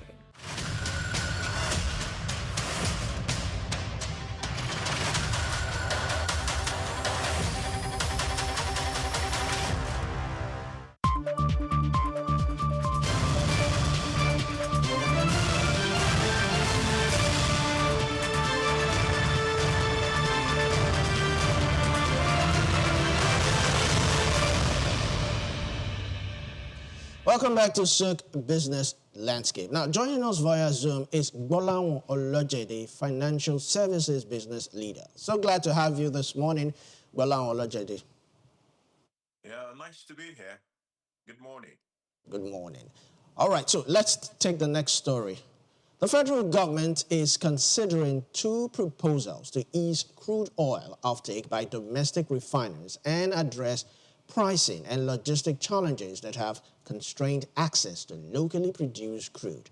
The Crude Oil Refineries Owners Association of Nigeria said the proposal include allowing producers to deliver crude directly to nearby refineries and granting refineries discount on transportation and handling cost embedded in crude prices. Now, the measures are expected to reduce cost of locally sourced feedstock and improve supply reliability for domestic refiners. Now, industry stakeholders believe addressing these challenges will support refinery operations, strengthen Nigeria's refinery capacity, and reduce dependence on imported petroleum products. So, Gbolahan Olojede, this incentive, do you think this will encourage more people to go into the refinery industry? Will this encourage more refiners if you give them waivers and make transport fuel to their refinery and give them also some tax incentive? Do you think this would encourage more people to come into the refinery sector? I'm not so sure that what we need is many refiners. Well, especially as far as PMS is concerned. PMS is a more tricky, more sophisticated one to refine. But as to the production of other fractions, yes, it should encourage participants to come into that space. And then for those fractions also, maybe it should also encourage people who have been doing a lot of under the table refining to be able to make things more transparent and more accountable, more on the table kind of refining. It should work out, provided the commercials are right. That's it should encourage people. For the bigger boys, the Dangote, the Bua, when Bua comes up, this Walter Smith guys and Aradel and other guys that are bigger people. It's a very important policy, but the commercials must be right so that the producers are actually encouraged to provide crude to these refiners. If the commercials are not right, if I can get $10 for $10 for a product, you are forcing me to do it for $9, there will be a problem with that kind of arrangement. But where the commercials are right, it should be a step in the right direction. All right, so you said at the beginning that these incentives will not actually benefit those who are actually refining into PMS. What incentives or what can be done? What encouragement, or better still, tax waivers do you think can help? Because you also said that, you can't force me to sell at $9 if I'm selling at $10. So what incentives do you think the federal government can also still look at to encourage people who are actually refining PMS to reduce price? Well, government in the recent years have done a bit with the biggest refiners in the country, which is Dangote, via the Naira for crude arrangement. Of course, from time to time, this arrangement falls through. Contract expires and they are not renewed before a new one is not put in place before another one expires. But I believe those can be worked out and things can be made to be smoother for the for the Naira for crude arrangement. And that same arrangement could be extended to other refiners. It will be of benefit to us. And the reason is simple. It could help us to cut off some of the costs that are logistic costs that are associated with importation. So when you have to import crude, um, of course, you have to pay shipping, you have to pay insurance, you have a longer wait period, a waiting period. If you are importing from Brazil or from Kazakhstan or wherever, there is a logistic and there is a wait time. There is insurance. There is even the cost associated with the financing, the letters you are establishing, the letters of credit and other trade financing mechanism. All those things come with their own cost. And if we don't have to, if refiners don't have to incur all those costs, then it should count for something for the cost profile of the refined product, and by extension, the consumption, the price at the pump. The second layer to that is to remember that part of the argument against subsidy in that space was that we are subsidizing consumption. We were subsidizing consumption, and that's what we were doing. We were subsidizing fuel at the pump. And there were arguments that the better way to pass on a subsidy is to subsidize production. So there's nothing that says we cannot look at the subsidy regime, but it will not be at the pump. And one of the things you mentioned was, are there tax incentive to encourage producers, refiners in country to do more? Yes, there could be fiscal incentive to do that. And that would be more rewarding because it goes to the production and not to subsidizing consumption at the pump price. So there are fiscal incentives that could be considered. There are elements of other forms of subsidy that could be considered, but at the production level, not at the pump side. All right, so speaking about the crude for Naira, some analysts have the thought that crude for Naira really does not benefit the refiner because crude for Naira basically means I just have to pay in Naira. It doesn't reduce the price. It only reduces the pressure of FX on the Naira. And also, Nigeria is a member of the OPEC. So OPEC determines prices. And so it might be tricky, to try and regulate price in a deregulated market. What's your thoughts on this? Well, it actually benefits the consumer. It's just like it's an indirect benefit that comes to the consumer. One of the biggest pressure we have on the Naira is the money that is being sought by importers. So the people who want to import refined product, people who want to import crude, will be demanding for dollars. That creates a lot of pressure on the Naira and could make Naira to depreciate. It could create volatility around Naira. It could aggravate volatility even around the pricing of the eventual product. Now, when these refiners can get crude locally and they can pay Naira, that means they're not demanding for dollars for that part. If they're not demanding for dollars, it means that there's reduced pressure, equivalent reduction in the pressure that will have been put on the demand for dollars, and therefore on the on the volatility of the exchange rate, as well as the depreciation of the currency. So there is an indirect benefit. It's not something that you can easily put numbers to and start to, but then there is a benefit from that pressure on the currency. All right, so coming to you, thank you very much, Bala Olajede. Coming to you, Swift. Yes.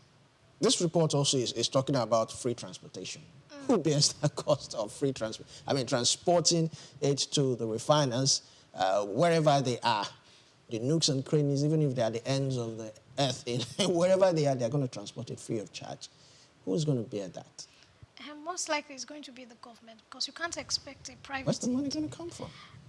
Well, that's another expenses. Yeah. It is. But that's why we have a budget. And it's not just looking at the initial picture. It's looking at the big picture. And that's what other international governments look at. They look at the big picture. It also means that the profitability the government should be looking at. You should not be angry when the government is taking 80 to 90% of the profits on these minerals. But it is better that the government starts to get a hold on it, because over time we have seen that it is individuals that have been handling them. So I think individuals from the back door. What about availability of crude? Because that has always been the major problem. Even Dangote is still importing. With the crude for Naira arrangement, he's still importing. So how do we even ensure that there is availability of crude before we even talk about giving refineries incentive? Because that's the major problem, availability of crude. How many drillers, how many people in the upstream do we have? How many people have been given license that are drilling? That's another major problem. I don't just think it's only about the people drilling. I think it's about what the federal government has signed. Okay. Now, there was a time we are aware that almost 90% of the crude oil that is gotten from Nigeria has already been signed away for some years. Trade by barter and all that. Bam. So we need to find out, okay, so what's the plan? Now that we have our local refineries in Nigeria, we are trying to encourage local refining in Nigeria. It means that the federal government needs to come back to that table and sit down again. They need to re-ask, okay, what does Dangote need? Because like he said, what Dangote is doing in Nigeria is helping to stabilize our currency. Because of this refinery, at least we can say, minus the fact that the CBN governor has been doing a fantastic job thus far. We know how horrible things were under Emefiele. I remember there was a time I had 100,000 naira for a year in an account, and I only got 1,000 naira as profit. Wow. Now, that same 100,000 naira under this administration, in a month, you will make almost 3K on it as profit in the savings account. So right now, we are looking at the fact that it boils down to the federal government again. When this 10 years or whatever they said, Buhari and Jonathan government signed out, when it's time to resign, we need to put in place that, okay, there's a Boa group coming. There's a Dangote already. What do they need? So we need to have laws that say 50% or 30% or 40%, at least 40% of the crude oil that is being gotten from Nigeria should be sent directly to our local refineries. And then federal government can also have a pact with these people that say, okay, whatever you are selling out of Nigeria, we must have a share of it, since we are making a conscious effort to keep crude. So the idea of Dangote saying, I now have to go and source. The idea of Boa Group, when their refinery starts working, to say, I now have to go and source. The idea of, NNPC, when the refinery starts working, to say, oh, we need to resource. It will not be there. We know that there is a percentage that is kept. We know it's going to affect the budget, because how the Nigerian budget works is from selling this crude, which comes into monies. But we need to be looking at the bigger picture, which is in the interest of Nigeria. Let us build Nigeria for Nigerians and for Africa. All right, coming back to you, Gbolahan Olajede, just like Swift said, how do we ensure availability of crude to the local refiners? I mean, we still have an obligation to OPEC. I think it's about 1.5 barrels. We have an obligation to OPEC. We've done all swap somewhere around the past administration, and we still need to make sure that the local refineries have crude. How do we get out of all this entanglement? We simply need to increase our production. We need to grow the production. I read some news that said Nigeria met its OPEC quota once again. So it's been about, I think, 3 months now that we have met the OPEC quota. We need to not just sustain, but grow the production. We've been struggling around this 1.5 million barrels per day. But this same country, a couple of decades ago, I think sometimes around 2005, had produced over 2,000, I think about 2,500, 2.5 million barrels per day. So if we have done 2.5 before, it shows that 1.5 is still a far cry from the opportunities that exist for us to produce more. This season is also very good for production. That is because the price is good in the international market. When the price is good, because our own cost of production is relatively high compared to some parts of the world. So when the international price is good, it means that more rigs could be put into action. Even wells that were not profitable before could become profitable because of the price of the product in the international market. So I expect that we will continue to grow our production. That is the only way. Then some of the production, the federal government share of production that has been pledged, maybe for some facility or the other. Of course, those facilities are also not going to be there forever. At some point, we get out of those things, and those oil could be available as well for the country. The effort made by the president at some point to bring the Ogoni oil fields back into production, I don't think it has started to yield fruits yet. Someone was telling me recently that there are still some cleaning going on in that place. So if you can also fast track that, there are significant, very, very good wells in Ogoni land that could be brought back into production to further shore up Nigeria's production. So the only way we're going to be able to meet the demand under the crude for Naira for crude or crude for Naira arrangement is more production. All right, thank you very much, Bala Olojede. Let's move on to the next story. Now, the Nigerian equities market extended its decline on Wednesday, with a benchmark all-share index falling to 243,967.09 points from 246,723.57 points recorded in the previous section. Now, the decline reflected continued selling pressure across market, reversing gains recorded earlier in the week. Now, market capitalization also fell by 1.76 trillion naira to 157.49 trillion naira. The market had opened the week strongly, reaching a high of 248,529.75 points on Monday before retreating to its weekly low on Wednesday. The sharp movement highlights increased volatility as investors reassess positions following the market's recent rally. Bala Olojede, we discussed this yesterday with Doctor, and he was of opinion that there's no panic, that people are just moving assets from one particular place to another. But we are having another sell-off again yesterday. We had one on Tuesday, now we had another one on Wednesday. Is there any cause for alarm? Are people just moving assets? Or what is really going on? What is causing these sell-offs? There is absolutely no cause for alarm. People have made money and they are taking some profits. For some of the people that are taking profits, they want to put together some money. There is an anticipation in the market about the upcoming Dangote refinery IPO. Is going to be in September. It's projected to be in September.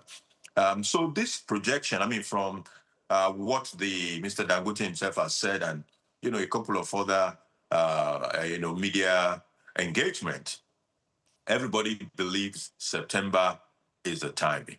So people, and there's this very serious interest, both within country, across Africa, and across the entire globe for the Dangote refinery IPO. And you can see a taste of that from the previous, he did a bond, he did a private placement, and there was very serious interest expressed globally for those transactions. So the IPO also, there is very strong interest. So some people are saying, look, I've made some good money.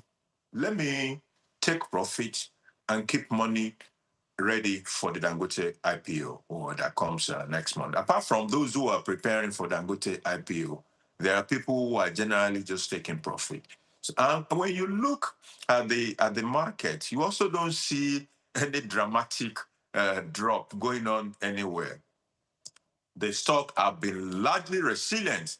So some fractional drop today, some other fractional growth the next day is what we have been seeing over the past few weeks. That is most likely going to be the case for the next few weeks until that IPO. By the time the IPO is done and dusted, we begin to see more vigor in the market. But for now, the stocks have been very resilient in spite of the selling pressure and profit taking, and there's no cause for alarm at all in the market. All right, so also, could this sell-off create opportunities for new long-term investors? What do you think about that? Certainly. It creates entry points for investors who have been looking at certain stock and said, oh, this stock is a bit too high now. Now, those stocks have dropped some few naira now. So that's a good time to come in for investor. There is also the issue of, lowering your average cost. So there are people who are already in some stock, but they think that their average cost is a bit high. So during this period, that they are doing some, price drop, it's a good time to reconsider acquiring more to lower the average cost of what you have in your portfolio. And the trick to doing that also is to stagger your purchase. So if you want to buy 100, don't go to the market and buy the 100 once. You want to buy it maybe 20, 20, 20, 5 times. The reason is because when you are not so sure that the price has bottomed out yet, so you go to the market today, you buy at 120 naira, only for you to find out next week that it is now 119 naira. So you will have said, oh, those ones I bought at 120. If I had waited, I would have bought at 119. But what you could have done is stagger those purchases. Instead of buying 10, buy 5 now, buy 5 later. So you can do staggered purchase, such as entry. Take advantage of the price and the market now to boost your portfolio. All right, thank you very much, Gbelan Olajede. Coming to you, Swift. Yes. What's your thought on what Gbelan said? He said there's no cause for concern. People are some are taking profit. Some are also gearing up for Dangote's wealth creation that is about to bless Nigeria. I was waiting to talk about the Dangote one, and he did a fantastic job on that one. Yes. There's also this myth in Wall Street. They call it the August dog days. During the August where there's summer, they just call it the volatile days. At this point in time, universally, investors are always slower at this point. People are going on holidays. People just want to watch what's the next big thing for September. So like he said, a lot of people, you will notice that the stock market, they are just pulling out from certain stocks. They are waiting for the next big thing. So I think it's an August thing on Wall Street. And so, of course, whatever happens internationally has a trickle effect back in Nigeria. So like he said, nobody's doing anything. Zenith Bank is still strong. First Bank is still strong. MTN shares are still strong, which we thought were not going to be as strong. Dangote is still topping. And Boa Group is still sitting very good. Consumables, fantastic, and all that. But people are just waiting, what is the next big thing? What's the next big thing opening on so that they can put in those monies again. But the good thing is it gives availability, since some people have sold certain stocks, for new people that are coming into the stock market, young people, upcoming people. It makes it available for them to be able to get some stock which will initially grow. The other day, the doctor was talking about First Bank shares, how it was at 15 naira. And now I think it's between 150, 200. So you can imagine people who bought then. And the claim is, because of the fantastic work that Otedola is doing there, we are still looking at the stock still rising. Some people are claiming that might have reached its peak, but for young people who are coming in, someone selling off their shares, this is the period for you as a young person that wants to go into stock to buy. As far as you don't sell your shares, you don't lose money. Even if the stock comes down, you just wait till it climbs up again. So yes. He was also talking about making a staggered purchase, whereby you buy this week, you buy next week, you buy the other week. What's your thought on that? What if you buy this week at 120, and by next week you're saying 150? Wouldn't you be considering that, oh, I wish I had bought that? But do you think it's also a smart move? It's like I said, it's a smart move. I was listening to someone that is a stockbroker, and he was saying, look, in the stock market, there are no losses if you understand the stock market. Okay. The only thing that happens is just keep your shares. A lot of people, once the stock starts to decline, they become afraid and they go and sell. That's when there's a loss. If you keep your shares, it may take you a year, it may take you 2 years. Except that stock, there's something literally wrong. It will still climb back to the valued share that you bought it or more. So like he says, just hang in there. Nothing is happening. Don't be shaking. There's no sign that is saying that the stock market is crashing anytime soon. So everything there's no cause for concern. All right, let's quickly do one more story before we let Lojade go. Foreign shipping operators control more than 95% of Nigeria's import and export cargo carriage and associated freight earnings, despite the country's significant maritime potential, according to the Shipping Correspondent Association of Nigeria, SCAN. Now, the association says indigenous participation remains critically low, with Nigerian ship owners controlling only about 4 to 5% of the maritime market. SCAN warned that the imbalance means Nigeria continues to lose significant economic value from its maritime industry, including freight earnings and opportunities for local businesses. It called for stronger policies, investments to increase indigenous participation, develop local shipping capacity, and enable Nigerian operators to capture a larger share of the country's maritime trade. We've always heard this story about ships coming into Nigeria to berth, and they come in loaded and they return empty. There's also the cost of insurance and all that. How many insurance companies are willing, to take on this kind of business? So how can we encourage? And the report says, just 4 to 5% of Nigeria is participating in this freight services and all that. What do you think can be necessary or can be done to encourage more people? Should we have maybe a conglomerate or a group of companies come together, get an insurance company, whether local or international, to back them up, and we would have something to benefit from it? Well, insurance will not be a problem because the structure around the insurance business already allows insurers to be able to literally insure anything. So you have the co-insurance, you have the reinsurance. So even if you cannot take, so those risks will be distributed, will be redistributed to other underwriters, to the reinsurance.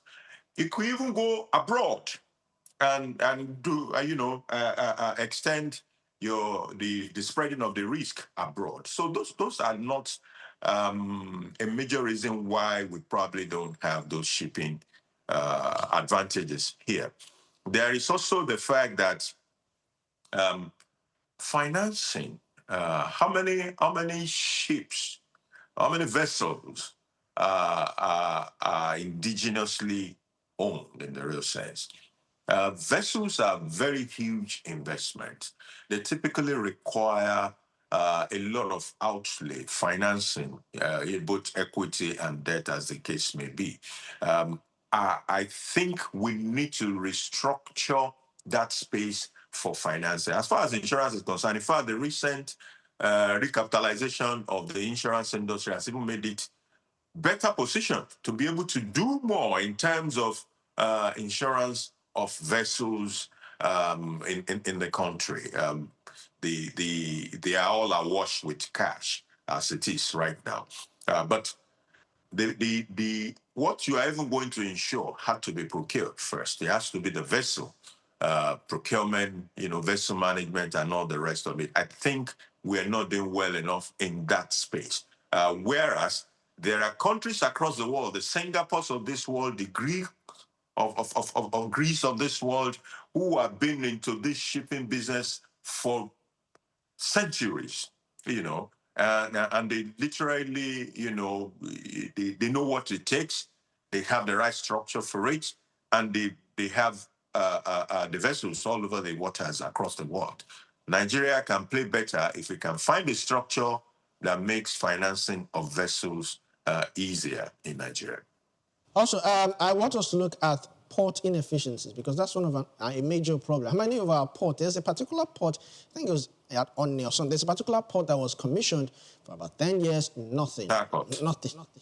Nothing happened there. So how can, because, I mean, for ship owners or for us to encourage local people or local business owners to come into the shipping industry, we must have something that we can export. We must have ports that are working. What can the federal government do to this? The port reforms, we have mouthed all sort of reforms in that space over the years. But I dare to say we have not done enough. The Lagos ports are overwhelmed. This is where the chunk of all the port activities happen. And Lagos is not the only place, it's not the only place with ocean, with bodies of water, with coastline that will host ships. We've had more active ports in Nigeria many decades ago. Warri, Port Harcourt, I mean, you just mentioned Onne. Now, Onne is in Port Harcourt. We've had at Calabar, but today, most of those ports are not as active as they could be.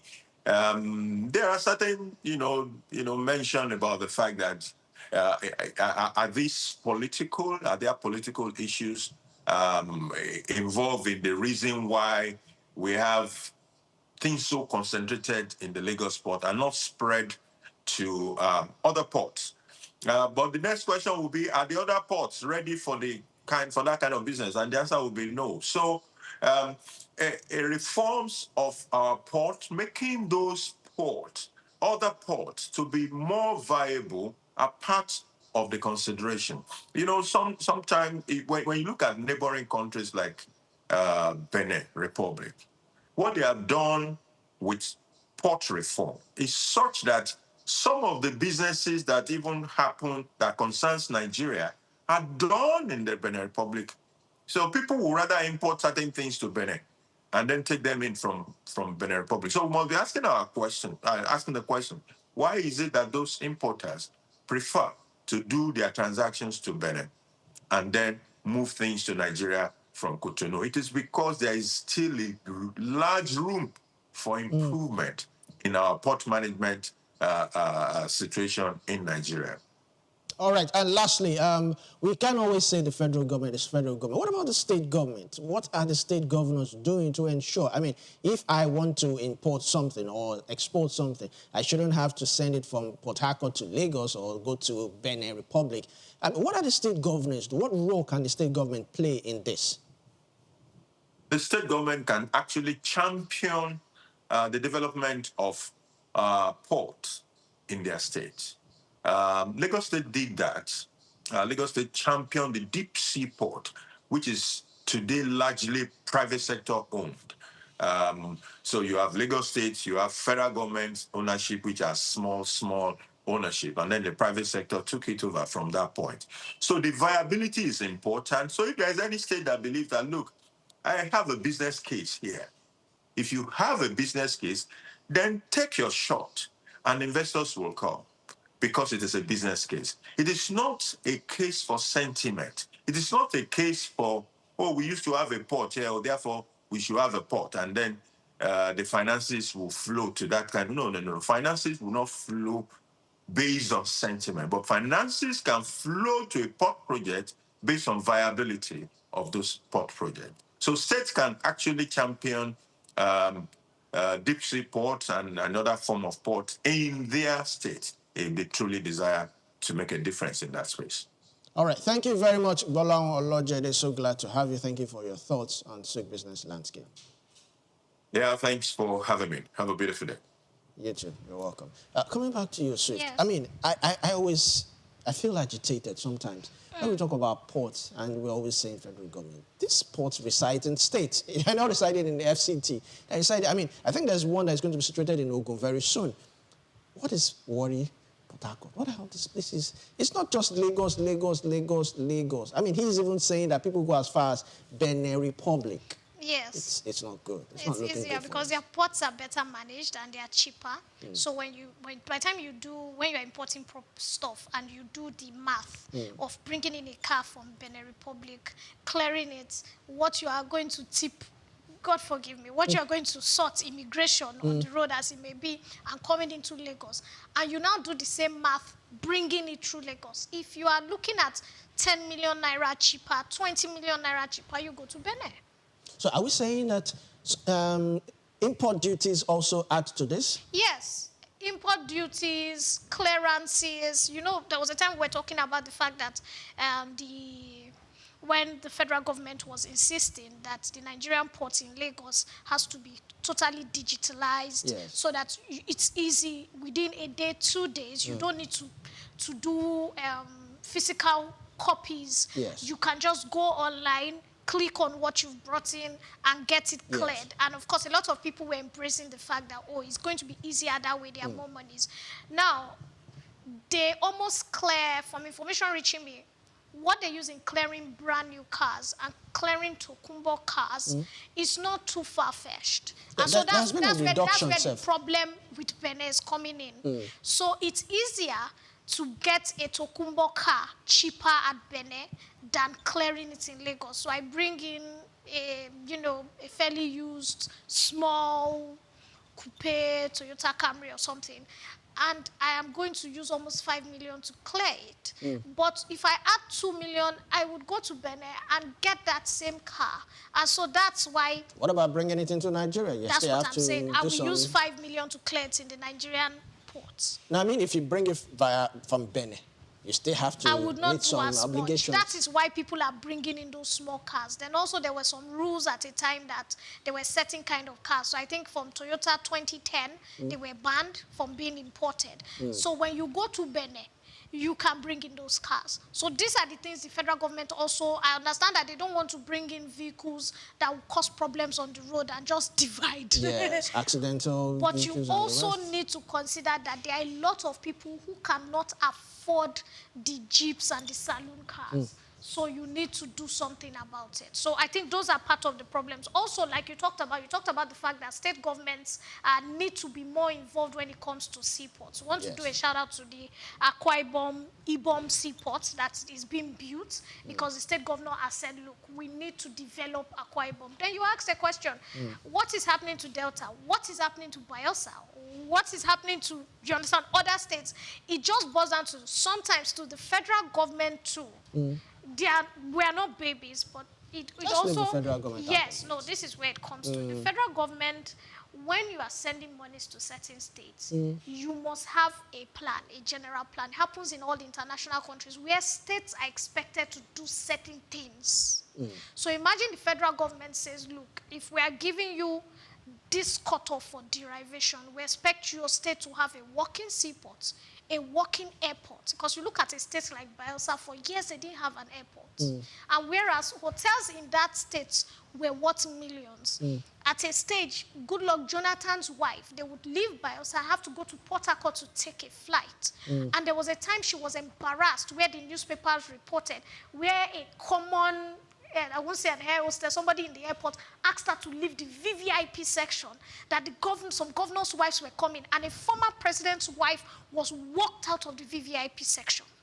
So it boils down to the fact that there was no airport in Bayelsa at that time. If there was an airport in Bayelsa, but it comes down, how can you be a president of a country and there's no airport? You were governor in that state for 6 years, and there's no airport in your state. So the federal government also needs to have some rules.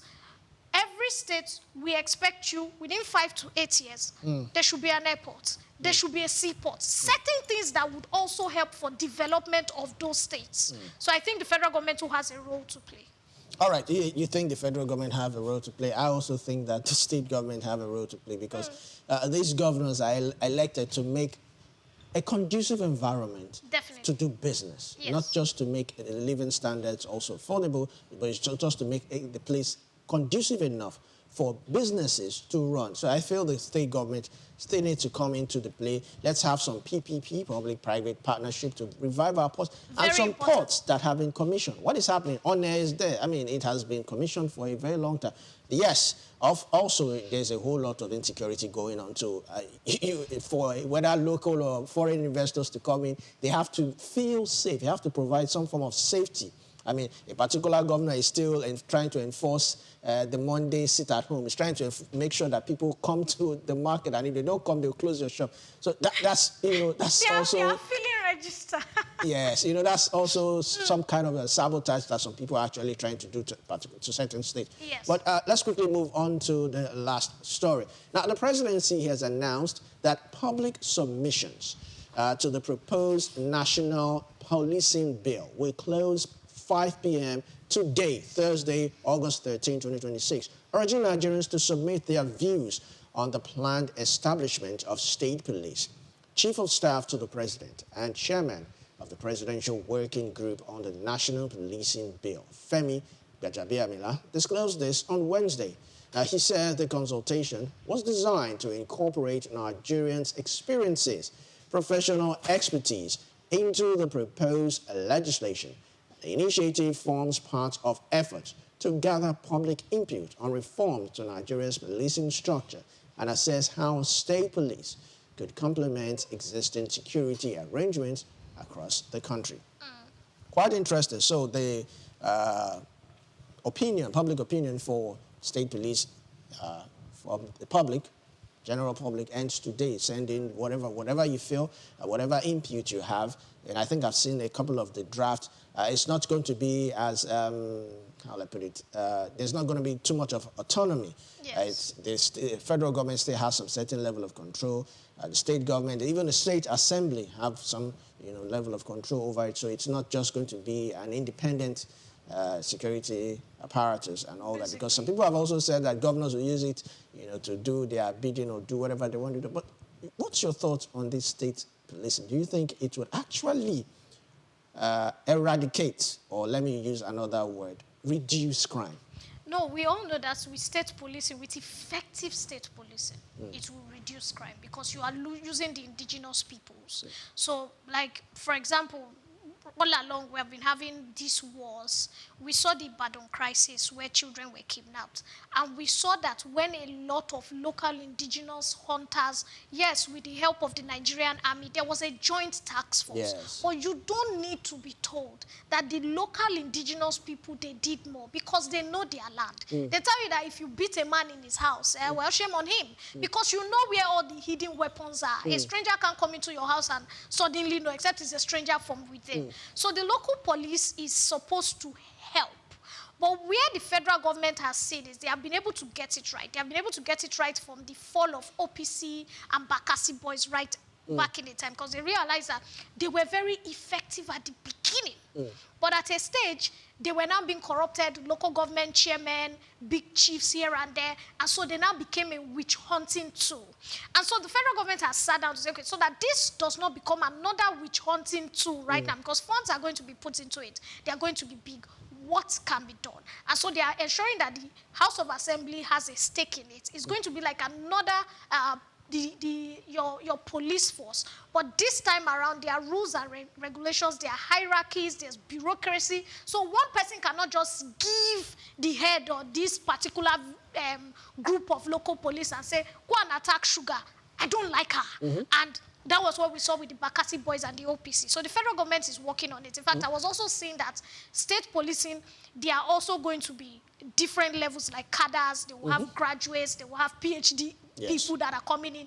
Because people were afraid that if you just take off the local boys from the street, although, yes, they know the street, at a stage, they may start witch hunting maybe the more educated or people that they feel are more buoyant than they are. So the federal government is putting in all efforts. And we hope that Nigerians, because I was talking to a friend of mine that, look at what they are requesting, because he has so much ideas. I said, and he said, we didn't listen to me. I said, that's the first problem. If you do not send your ideas, How would you know that they are listening? So this now boils down to Nigeria. 90% of what we are seeing with the bill is looking good. It is ideas from people. It's what people have said, this is a failure, let's troubleshoot this, let's test it. So if you have any ideas that you feel is missing, kindly please feel free to send so something can be done about All right, so let's look at 2 areas. We'll take it one by one. Let's start with funding. Because once this thing comes into it, once it's effected, states will carry the burden. How do you think states will be able to pay? I mean, states that are owing salaries, that are owing civil servants, how would they even be able to fund? I mean, we know some states will probably do well. Lagos and some other states will probably do well. They can, come up with different avenues to raise funds for this. But what about other states? Do you think states can actually be able, single-handedly, to fund this? So I think funding will be easy because it won't just be state, it will be private. If you look at many of the police vehicles, you will see that a lot, if 40 police vehicles pass you on the road, at least 20 are donated by somebody. That's Lagos and some other states, not all states. Almost every other state. I travel to a lot of states. You will see it's donated by, if it's not a company, it's a chief. So there has been a lot of private partnership with the Nigerian police. There was a time I had the privilege of speaking with the IG's wife, and she runs a partnership where she trains police widows' wives and all that. A lot of private partnership is involved with the Nigerian police, who, in quote, are heavily funded by the federal government. So when it comes to state policing, for example, there was a time that at Aja, a lot of farmers were being threatened with kidnapped. Now you know that there's a state police that is one dial away, so your farms are safer. And the federal government now says, support this state police, minimum 1 million. You will see that these farmers will put it in. Ibadan, tell the farmers that are there, or the people that own businesses, that, okay, we are looking at the state police. You know your businesses are going to be safe. A lot of people will put in money, because when you look at what they are putting in for security on their own, it's a lot. So a lot of Nigerians, if they can beat their chest and know, I will be secure, I will be safe, they'll put in money. Let's also look at recruitment, which is even the major problem. Recruitment. I know now the Nigerian police have a new structure. Yes. So if you want to enroll as a cadet officer, you have to, they have this university structure whereby you enroll just like a normal university, you get your degree and you come out as an ASP or an inspector. They have that facility. That's for cadet officers, not for the regular recruits. And so how do we handle recruitment? How do we ensure that we recruit? Because some of these police officers on the road, they don't even... statutory, a police officer must have a police handbook. It's supposed to be in their pocket all the time. It gives you all the guidelines, the rules and regulations to engage with any civilian. But most of them don't even And know some of them have it on their phone. On their phone? Yes. Okay, so how do I would we defend ensure... my brothers that are in the police. They have it on their phone. All right, so part of the reason why we had the NSA saga was because there was wanton killings and all that. So how do we equip our police officers? How do we ensure that we get the quality that we want? Not the ones that will stand on the road and be telling you, happy weekend, sir, what do you have for us and all that. Not the ones that be doing illegal searches. How do we reorientate and ensure that it's the good set of police officers we recruit this time around? And so I'm of the opinion that there's no bad police officer. All police officers are good. That's my opinion. You can fight me about it. No matter, they are all good. It is situation, conditions, society that has pushed them into what they are. Recently, there's a trend online that if you bring Americans to Nigeria, in the next 1 year, Nigeria will be like America. They will be clean, they will be throwing dirt on the road. But if you take Americans, all the Nigerians in Nigeria, just take them to America, and you leave them for 1 year without rules and regulations, America will be back to Nigeria. So it boils down to the fact that as we are recruiting, we need to orientate these people. We need to retrain them. Imagine an officer stops you on the road and says, good morning, madam, how are you doing? And you say, fine. I say, no, I'm fine, thank you. So what the federal government needs to do, if, for example, federal government can provide 3 meals for a police officer, a bottle of water and a drink, the begging will be reduced. You think so? If, I'm telling you, if at the end of every month, a police officer knows he's going home with a small bag of rice and yam and stuff from the community saying, thank you for serving us, the begging will be reduced. But the reason why some of them are doing, I'm here to defend, the reason why some of them are doing what they do, and we say it's because of what they are seeing. So if you make life a little more comfortable for them, then they would also make life more comfortable. Now, for this new recruitment, let the recruitment recruiting agencies be very certain about the orientation. Tell them, look, you are going to talk to good Nigerians. You are amazing people. When these people greet you, they speak to you, there's an orientation come up that comes with PR. They'll be better. They'll be better with the citizens.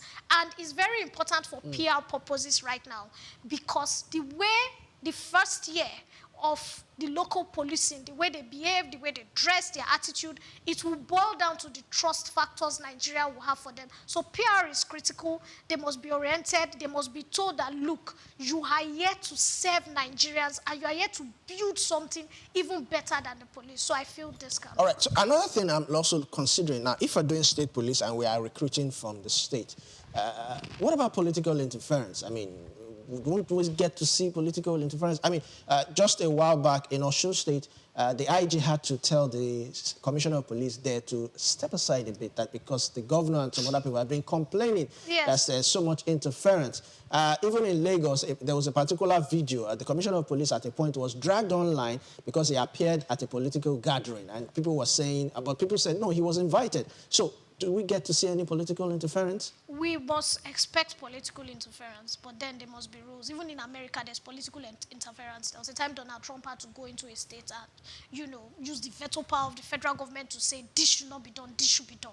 When a state government was saying that immigrants that are rapists and murderers will not leave his state because he's sentimental about immigrants, and then the veto power. So there will be political interference. There will always be people who will feel that they can come in and they can do one or two things because they have a big name. But it boils down again to the initiation. When you are initiating the plan, the rules, the regulation, how do you curb, how do you troubleshoot so that when the political interference comes, you can stop it with immediate alacrity? For example, in Lagos State, to a large extent, it's very hard for somebody to just call police on you. People now know the law. When people know the law and know that, yes, if recently in my area, somebody brought in a police officer to arrest his neighbor, and the neighbor told him, this is a civil matter. As a police officer, you are not supposed to be here. And before the person could say, though, 3 other people came in with phones and started recording, and the police officers walked away. So when you know the law, and the guy said, we know our DPO, because in that area they have town hall meetings with their DPO. He said, we know the DPO. This is his number. So when you put these laws in place, people know their rights. They know the law. Even when somebody is trying to push, citizens will be able to stand on their feet and say, no, this is the law. We saw in Port Harcourt recently where some police officers were malhandling a soldier and they were trying to put him into the car. And citizens said, police officers are not allowed to arrest soldiers. It's against the law. It is soldiers. No, they can actually arrest, but they have to write to the... No, what happens is the military intelligence arrests, then hand them over to the police. So the citizens there knew the law, and they quoted it. And I think one of the men that was standing there looked like a local governor, and he said, look, this is the law. He said, the only thing you can tell us is, we will take this soldier to the barracks, hand him over, then you go to the barracks, and he will be handed over. So when citizens know the law, right, they will be able to stand on their feet and say, no, this is not what should be done. So I think once you set out the rules, let the citizens know the law, let it be transparent. Local policing will work effectively. All right, thank you very much, Swift Aderinto. It's been a pleasure having you on SOUQ Business Landscape this morning. Yes, this is where we will round off SOUQ Business Landscape for today. From crude oil to capital market, to maritime trade, electric mobility, public finances, and policing. Today's stories show how policy decisions can shape businesses, investment, and everyday life.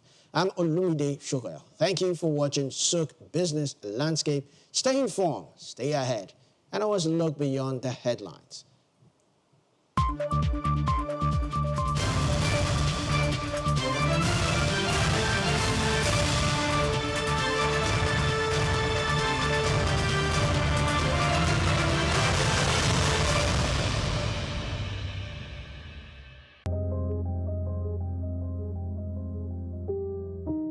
Every time you spend money, you make a decision, not just about what you buy, but about the kind of economy you want to build. When you support a local business, you help create jobs, you help families earn, you help communities grow. Small businesses are the backbone of our economy. They reinvest in our neighborhoods. They create opportunity close to home. Before you click buy or choose where to shop, pause and ask, is there a local option? Because strong local businesses mean stronger cities. Stronger cities mean a stronger nation. Support local. Build the future. This message is brought to you in the interest of economic growth and national development.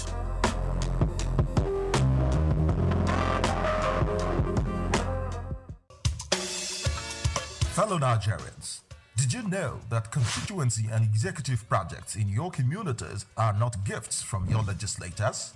They are projects sponsored by the legislators and funded by the federal government to improve your life and the lives of those around you. These projects belong to you. Without your vigilance, they might never be completed. Don't allow them to fade away into unfulfilled promises. Stand up, take ownership, monitor their progress, demand accountability, and report concerns to ICPC. Call our toll-free line now on 0800 2255 4272 or WhatsApp only on 0806 656 4726. This message is brought to you by the Independent Corrupt Practices and Other Related Offences Commission ICPC with support from MacArthur Foundation and the Center for Democracy and Development in Africa CDD.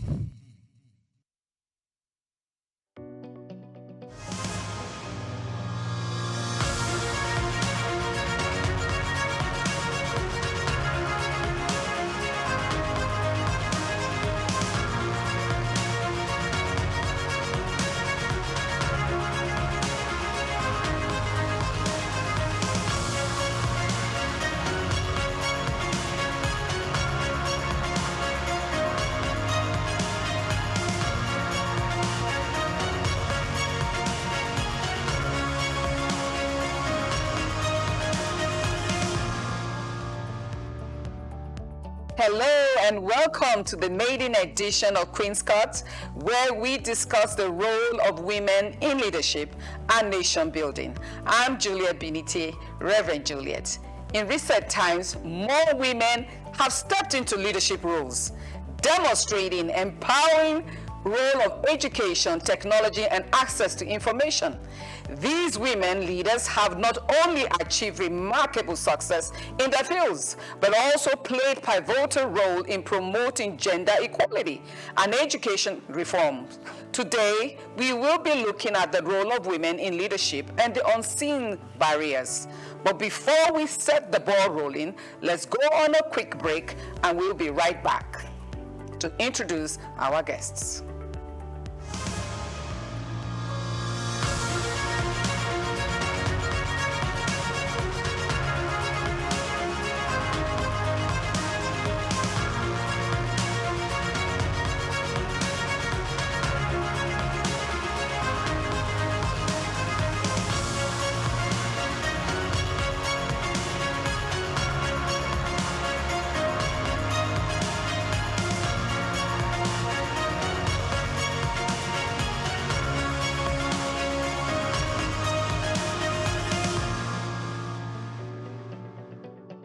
Welcome back. Women leaders already battling workplace stereotypes and seeking work-life balance found themselves shouldering more enormous responsibility in recent time. Hence, we will be looking at the role of women in leadership and the rising challenges.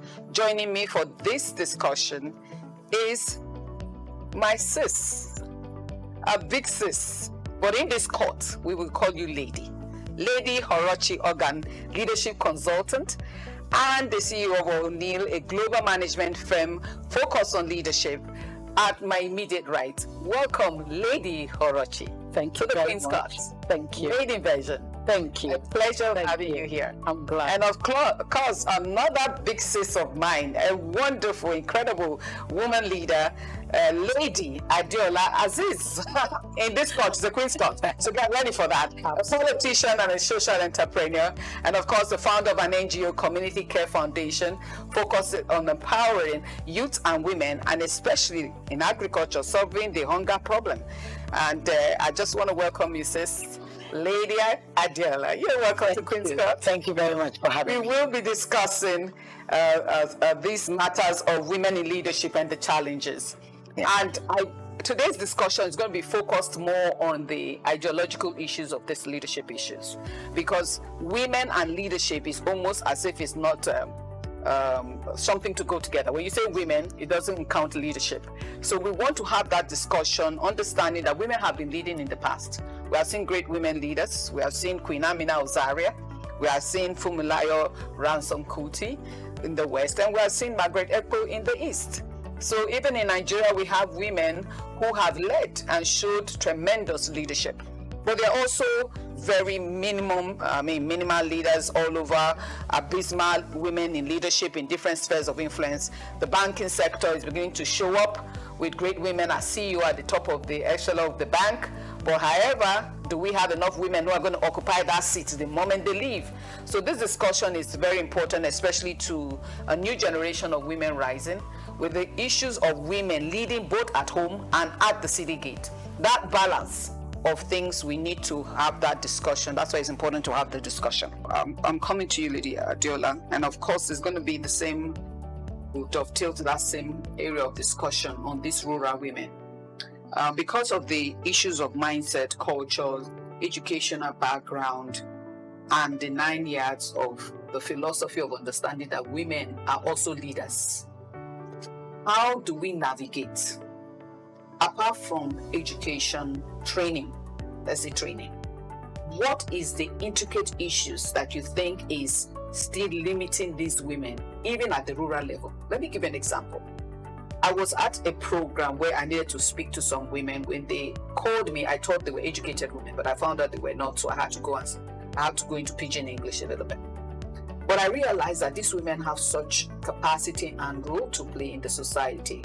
And they were complaining at the issues of the genital mutilation, the issue of the girl-child marriage. It was within the middle belt of Nigeria. And I was telling them, but you are a leader, you are women leaders. And they were like, no, what are you talking about? That's is the chief, is the this. So how are we going to go about, especially the rural Africa, because we have over 20 million women entrepreneurs, SMEs, and it's fundamentally women.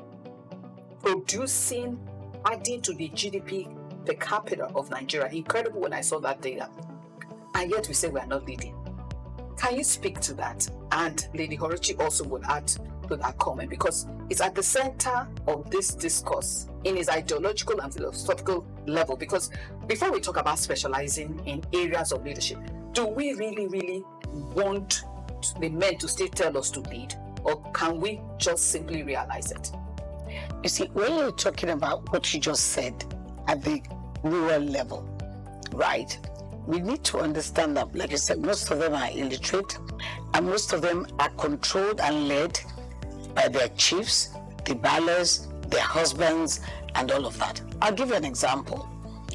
During the local government election, we had to have a by-election in one of my wards. And there was a particular woman who was very, very active, widow, 6 children, she was under 23.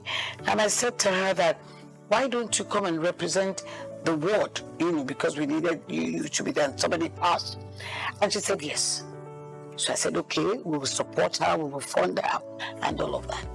Do you know that by the next day or 2 days later, when we reached her, we couldn't get her on the phone. And I actually paid somebody to go and look for her. Did something happen? What had happened was that her uncle, her late husband's brother, the ballers, and said, how dare she put herself forward? Or she said she didn't put herself forward, that it was Honorable Adiola Aziz who asked her, because she saw the potential. She mobilized a lot for us. And she went into hiding. Can you imagine? Can you imagine that? So I now realize that what we need to do, we have to start the education from these male at that level who control these women. Excellent. During campaign, they're for you. They will do this, they'll support you, they say this is who we want. On the day of election, right, their husbands, the ballers, they would have given all of them all of you, this is the direction you go. So when you have that kind of, I don't know what to call it, whether it's a directive, I don't want to use the word bullying or whatever, a directive from their husband, that's what it is. whatever, to do this. So tell me, how do those women want to express themselves? By voting or deciding or taking choices or making decisions that they feel is right for them. It's not inclusive. So we need strong advocacy. We need strong advocacy, and we need to try and see how we can get the buy-in of these men who have a strong hold on their wives, their sisters, on these women, to say, look, this is your daughter. This is what will happen. And a woman at that level only cares for food on the table for the children and how the children will go to school. Once you can satisfy those two needs, right, a woman she'll thrive on her own. But when she doesn't have that independence of mind to make a decision by herself, hey, she's in bondage. Wow. She's in bondage, and that is at that local level. I saw it live and direct. So they do not have the capacity. They've got the competency. They do not have that capacity to take those decisions by themselves. You know, so it's limiting and it's patriarchy, it's stereotyping, and hey, why should you raise your head up to say you want to lead? Who's giving you permission? Excellent. But in comparatively to that, let me even draw it back to even at the international level, we only have about 23% to 25% of women at the global level. So if the rural woman, the issue of that control, is it the same as the woman at the elite level who has gone to school, at least did her high school, or suddenly she disappeared? I have had friends who were probably acting before, they get married and they just disappear off the screen. What is it? Is it just the limiting factor from the men, or the psychology of the women themselves, knowing that now that I'm married, maybe I'm not called to lead? Very interesting question. Very interesting question, because even before you asked it, I wanted to use a corporate example equivalent to the rural one that Excellent. I attended an HR meet and greet meeting. It was a people-centered thing, and the head of HR of a multinational bank came to talk to us about barriers and women in the corporate world. She gave a practical example. She said, if there's a general management or CEO opportunity in Côte d'Ivoire, and you call a man and said, go and prepare, we're getting you ready, you're going to be the CEO in Côte d'Ivoire, the man will jump, thank, and if you call a woman, the woman will tell you, this is an exciting opportunity, let me go home and discuss it with my husband. This is what is going on in the corporate world. I'm not talking about rural environment. So these barriers are real. Yeah. But in the same circumstances, we now had another CEO from a bank that told us about intentionality and planning. She said she went into banking career and she was intentional from word go that she was going to be at the top and nobody was going to limit her. It's not about feminism or women, whatever. She just had a relationship with her husband that helped her husband understand her and help her husband push her career. So she had a baby at the point they made her a chief executive officer for a bank in Ivory Coast or somewhere. She just, back then there was not even GSM. She just planned, had 2 stable nannies, had a way of reaching out to them, you know, on a minute basis when she's doing her work. And she was able to do the assignment. She was able to take the position and enhance her career in the bank. At the time she was talking now, she was now CEO in Nigeria. So these barriers are real. And because I'm an SME person, when you mentioned SME, my body was shaking. I can imagine, yes. You see, so it's not an easy assignment, but if we're intentional, you need to reach out to them. It's a two-pronged approach. The first thing is that you need to sensitize the women. You need to get their buy-in. You know, you need to let them understand the benefits for them. It's not for me. You know, but you need to talk to them at their level. Speak vernacular. You can't speak that vernacular. Get somebody to interpret. Some of them do not. If they understand pidgin English, I'm very good at that. When I get to my village, I start racking in Igbo language. What is important to me is communication. So you reach out to them at their level and try and sensitize them, create awareness. Let them there's a paradigm shift that needs to happen. Let them begin. You break down the growth mindset in a simple way that will help them understand. That's the first step. Second step is to work with this huge, I don't know what to call them, husbands, chiefs, cousins, uncles, the male factor, you know, that is sitting over the female folk patriarchally, is to get them to understand. It's also a buy-in process, you know, have conversations with them, help them to understand. When you get into a rural environment, you get to the valley. The valleys, I've seen people that were able to work and change an environment with the Oba. The Obas, recently, they're very literate. The valleys, even if they're not, they have understanding. If you get their buy-in, you just go out of your way, try and get their buy-in. Once you get their buy-in, it's easier to get the buy-in of all the other male figures in that environment. It is possible. I had listened to a senator that wanted to change something fundamentally from an history of influence, and it was genital mutilation. And she started, it was a Herculean task, but she was deliberate, it was land. She started with the Oba of her village. Yes. She started with the Oba, continued having meetings until the Oba got the buy-in. Excellent. So when the Oba got the buy-in, she went to the youth. The youth got the buy-in and said any woman that is mutilated will not marry. Do you understand? So I'm giving this practical example to say that it's possible. Societies have changed. Yes, it's possible. If you go systematically, you will have a buy-in, and there will be a mindset change. There will be a paradigm shift, and then you begin to make progress. By the time you're handling simultaneously the women, you know, and the male figures that are barriers, the barriers are real. No, that's why we need to. They're real. Be very deliberate about it. I want to add to that contribution, especially for the current generation of women that we have.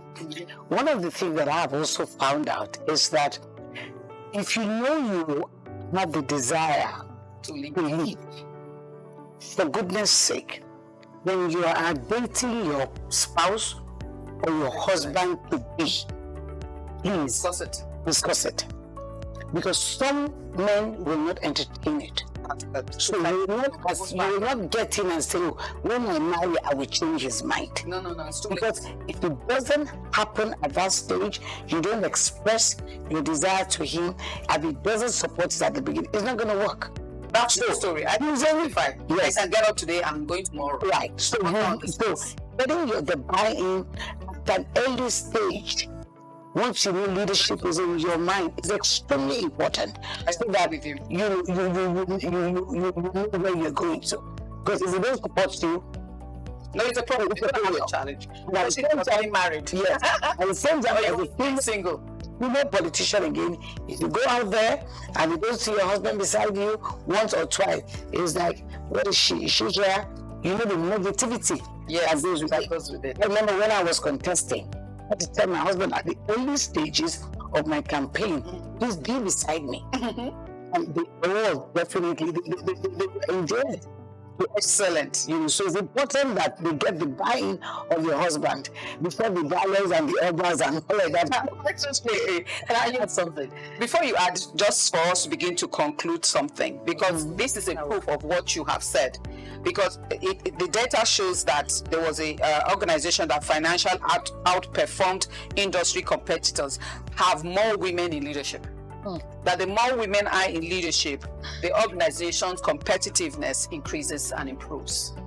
And I always tell men also, if your wife is a leader, is an improvement to your social capital, is an improvement to your financial capital. As we wind down this discussion that is a continuum, it continues because it's a very broad discussion. And we now see the reason why the discussion should happen, because the women quotient in the leadership role, beside whether it's the husband or other men, is quite low. We still have them in all spheres of influence. We're having that challenge. So you can make your conclusive point of what will it take for us to increase the quotient as we wrap this up. Starting from her as she concludes her points, then also dovetail to that question. My last words as we conclude. Yes. I was going to say that when it comes to marriage, I'm not deviating. I think that conversation should happen whether you want to be a leader or not. Yes.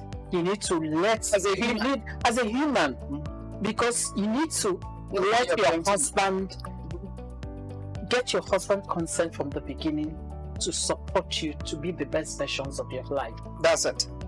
You need to. That's your HR speaking. Yes. You need to get your husband to support you to be, you are his helpmeet. You're there to help him to be the best versions of his life, but it's a partnership. He should also make a commitment to help you to be the best versions of your life. Precisely. And so if you have that balance at the beginning, it's easier to manage things. It's easier to manage things, you know, when you're in the marriage. And these are my last words. I keep coming back to, you know, we plan and organize. You know, we need to be very strategic. Yes. We need to deal with the critical mass. We need to compare benefits. We need to have a balance. This not just your output. Excellent. Sounds and we don't together as a team. That's what we're doing. This is not a talk show. Definitely. I'm a solution bearer. Here to solve problems. That's why I came on the program. Yes. So outside this program, as we progress, can we come together and put up a strategic plan on what we can execute? And I'm not talking about high level. Yes. Let's go back, because my family has a foundation. I understand how to run grassroots issues. Let's go back to the grassroots. Let's start doing something. Okay, thank you very much. Lady Adeola, as we conclude. Yes. There's been a lot of talk about the value. Yes. About the value that women bring to the table. Yes. If they are there. Okay. If they show up, if they're there. Promoting women leadership is simply social justice. Excellent. It is inclusivity. Excellent. It is diverse critical thinking. It brings prosperity to the table. Yes. To the nation, to the community, to the society. So why do you want to leave 50% of the gender that makes up the workforce, that makes up the SMEs, that makes up who we are in Nigeria? Why do you want to cut them out of the equation? Excellent. It's like having an aeroplane flying with one wing. It will never fly. So it will never fly. So the earlier we start to realize that women leadership is a must, it's a task that we must face, embrace, be intentional, and ensure that anything that comes in our way, for those of us who are there, we advocate, lead. And what's the other word again? When you lobby, the men, that please, this is for your wives, your daughters, your sisters. Social justice is key. Thank you very much. Equity and equality is paramount. Thank you very much. We must all remember that leadership is not masculine, it's human. And women's rights are indeed human rights. And every woman is called to lead, right?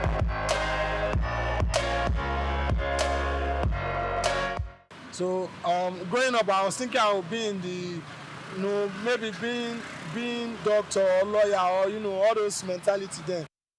But right now, I realize that I'm at the roadside roasting corn for the streets of Lagos, that's all. Akara business doesn't take a lot of money. I wanted to be an actress. I'm a nurse. Wait a minute. Growing up, I always wanted to be a nurse. I'm a nurse. Okay. Ew, this is a big question. Growing up, when I was very small, I want to become a laboratory doctor. What do you mean by that? But I found myself as a hairstylist. Well, when I was growing up, I actually wanted to become a surgeon. I mean, it's all right. Okay, so apparently I'm a business development executive. Basically, we're into investment, immigration, real estate, international real estate, and also international real estate, immigration, investments, and insurance, yes. I'm here to tell you right now, we don't care. Let me tell you something. I actually wanted to become an artist. The one that draws, that does portraits and paintings. Oh, incredible! But now I'm into flower decorations, doing of bouquets, and doing decoration for events, basically. I want to become an accountant. I'm working with an audit firm as a tax consultant. He's beginning to believe. I said I wanted to become a pilot. What? I'm a manager at a sports shop, tennis sports shop. Do me a favor, please. Get out of here. Get out of here, man. I'm saying. Okay, growing up, I wanted to become a doctor. Perfect. Oh, I'm actually working for a sales company as a sales representative. I like to be a businessman. You serious? I'm so doing a business also, but I never reached the level I'm expecting.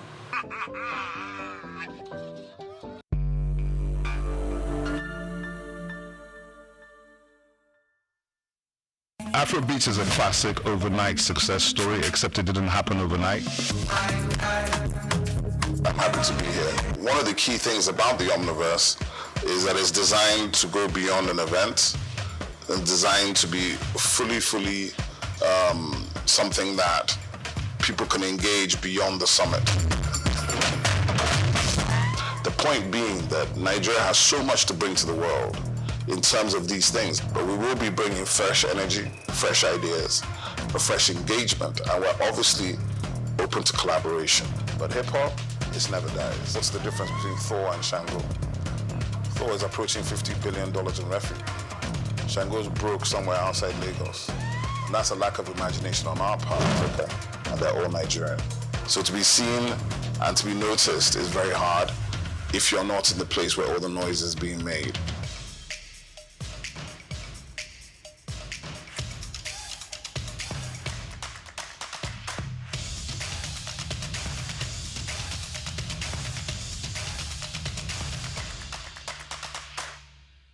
They say money doesn't change who you are, it just enhances who's already there. So if you're living your life a certain way, let's say you're just blowing money, you're buying drinks, you're buying drugs, what is the money going to do? Is that going to change you or elevate you or just make you spend more money in that area?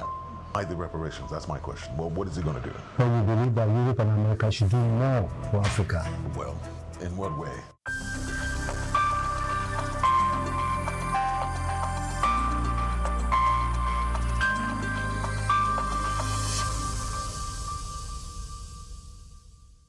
Good afternoon. When I heard you in our studio, what caught me was your voice. I'm really attracted by your voice. Well, let's start the discussion by getting to know you. Can you run us through your career and the kind of person that you are? Okay, my name is Lord Frank. I'm a voiceover artist and actor. I've been in the industry for a little over a decade now. And I have done everything from movies, TV series, and I've even been on radio for a little bit. Majority, I do voiceovers, and I produce adverts. Yeah. Voiceovers, what does that mean to the ordinary man? Voiceovers are when you just have your voice, nobody sees you, but they can hear your voice on maybe ads on TV or on radio. So you're not going to advertising, marketing communications? That's what I guess. What's been your experience? It's been okay so far. It's been okay so far. You know, there's been ups and downs here and there, just like anything else, but it's been okay so far. Not this American accent. Has it got to do with your training? A little bit.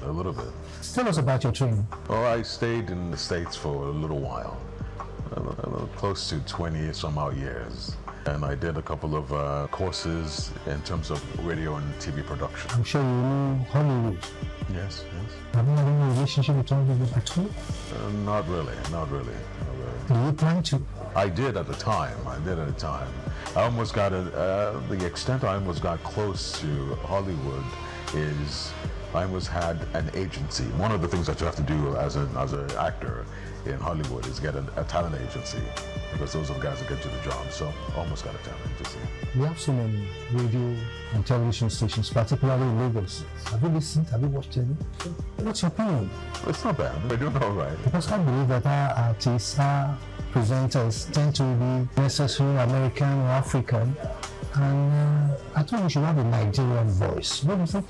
No, I would agree with you. I mean, one of the things that, lets you know you're in a particular country is by what you hear on the radio and things like that, the kind of music, the kind of presenters they have. Yeah, so that's one of the telltale signs that you're in a particular country. So you're absolutely right. So when I turn on the radio, I should hear a Nigerian voice. What is broadcasting like now globally with social media? Everybody wants to be a journalist now with social media. And it's affecting broadcasting. Right, you're absolutely right. What's the way out? That's a good question. I don't know if I have the answer for that. But unfortunately, attention is currency nowadays. And whoever gets to present first, gets the amount of views. But at the end of the day, people who are more concerned about genuine, true stories will find their platform. You are so informed and so educated and so trained. Oh, well, thank you. What are you trying to bring back to the country? Well, I've been here a while, so I think genuineness, authenticity is one thing, right? I believe strongly, and that's what I was telling someone earlier, I believe strongly that no matter what you want to show the world, the most important thing is the vehicle that you're using to present it to the world. We could be as Nigerian as we want to be, but the production value has to be as quality as anything, was what everybody's used to. Let's talk about branding. Okay. Seems like everybody wants to brand. Yes. Is it the right way to go about it? Or do you use the media? What has branding got to do with it all? I believe branding sells, If you believe you have something unique, something that nobody else has, brand it, brand it, because that comes with a whole lot of things. I think people look at you different when you have a brand. Now we're talking about climate change. Yes. In this part of the world, we seem to be far behind. What do you think the media in this part of the world should be doing as regards climate change, sustainability, the green revolution kind of, yes? I think it's a question of how important is it to us. If there's any truth to it, now I'm going to sound pretty bad, if there's any truth to it, then the focus should be on it, whether it could be alternative energy, how we can be more concerned about how to use those alternative energies as opposed to what our major source of power is, oil and generators and things like that. So it just depends. We have so many festivals in Nigeria. In Lagos, we've just done Eyo. We have Ofala, we have Agogo. Do you have suggestions on how we can market and monetize it for economic development? Like, we could build stories around these festivals, they can be the core of our filmmakings or our music, the way that people will be so fascinated about it. By itself, it's doing pretty good. People are already coming from all over the world to come and enjoy these festivals, but I think we can do more. And that comes to how we all have to work together, network, how we can bring what we believe makes us authentic to the rest of the world. We can work together. America and Nigeria, is there a way we can cooperate in the areas of culture, tradition, music, particularly music? Because our musicians are making gain everywhere now. Is there a way the American government or the American people itself can rally around and have a kind of interrelationship? Well, I don't know, I can't speak on that particularly, but I think they're collaborating okay. I think they're doing well. Burna Boy is making music with different people.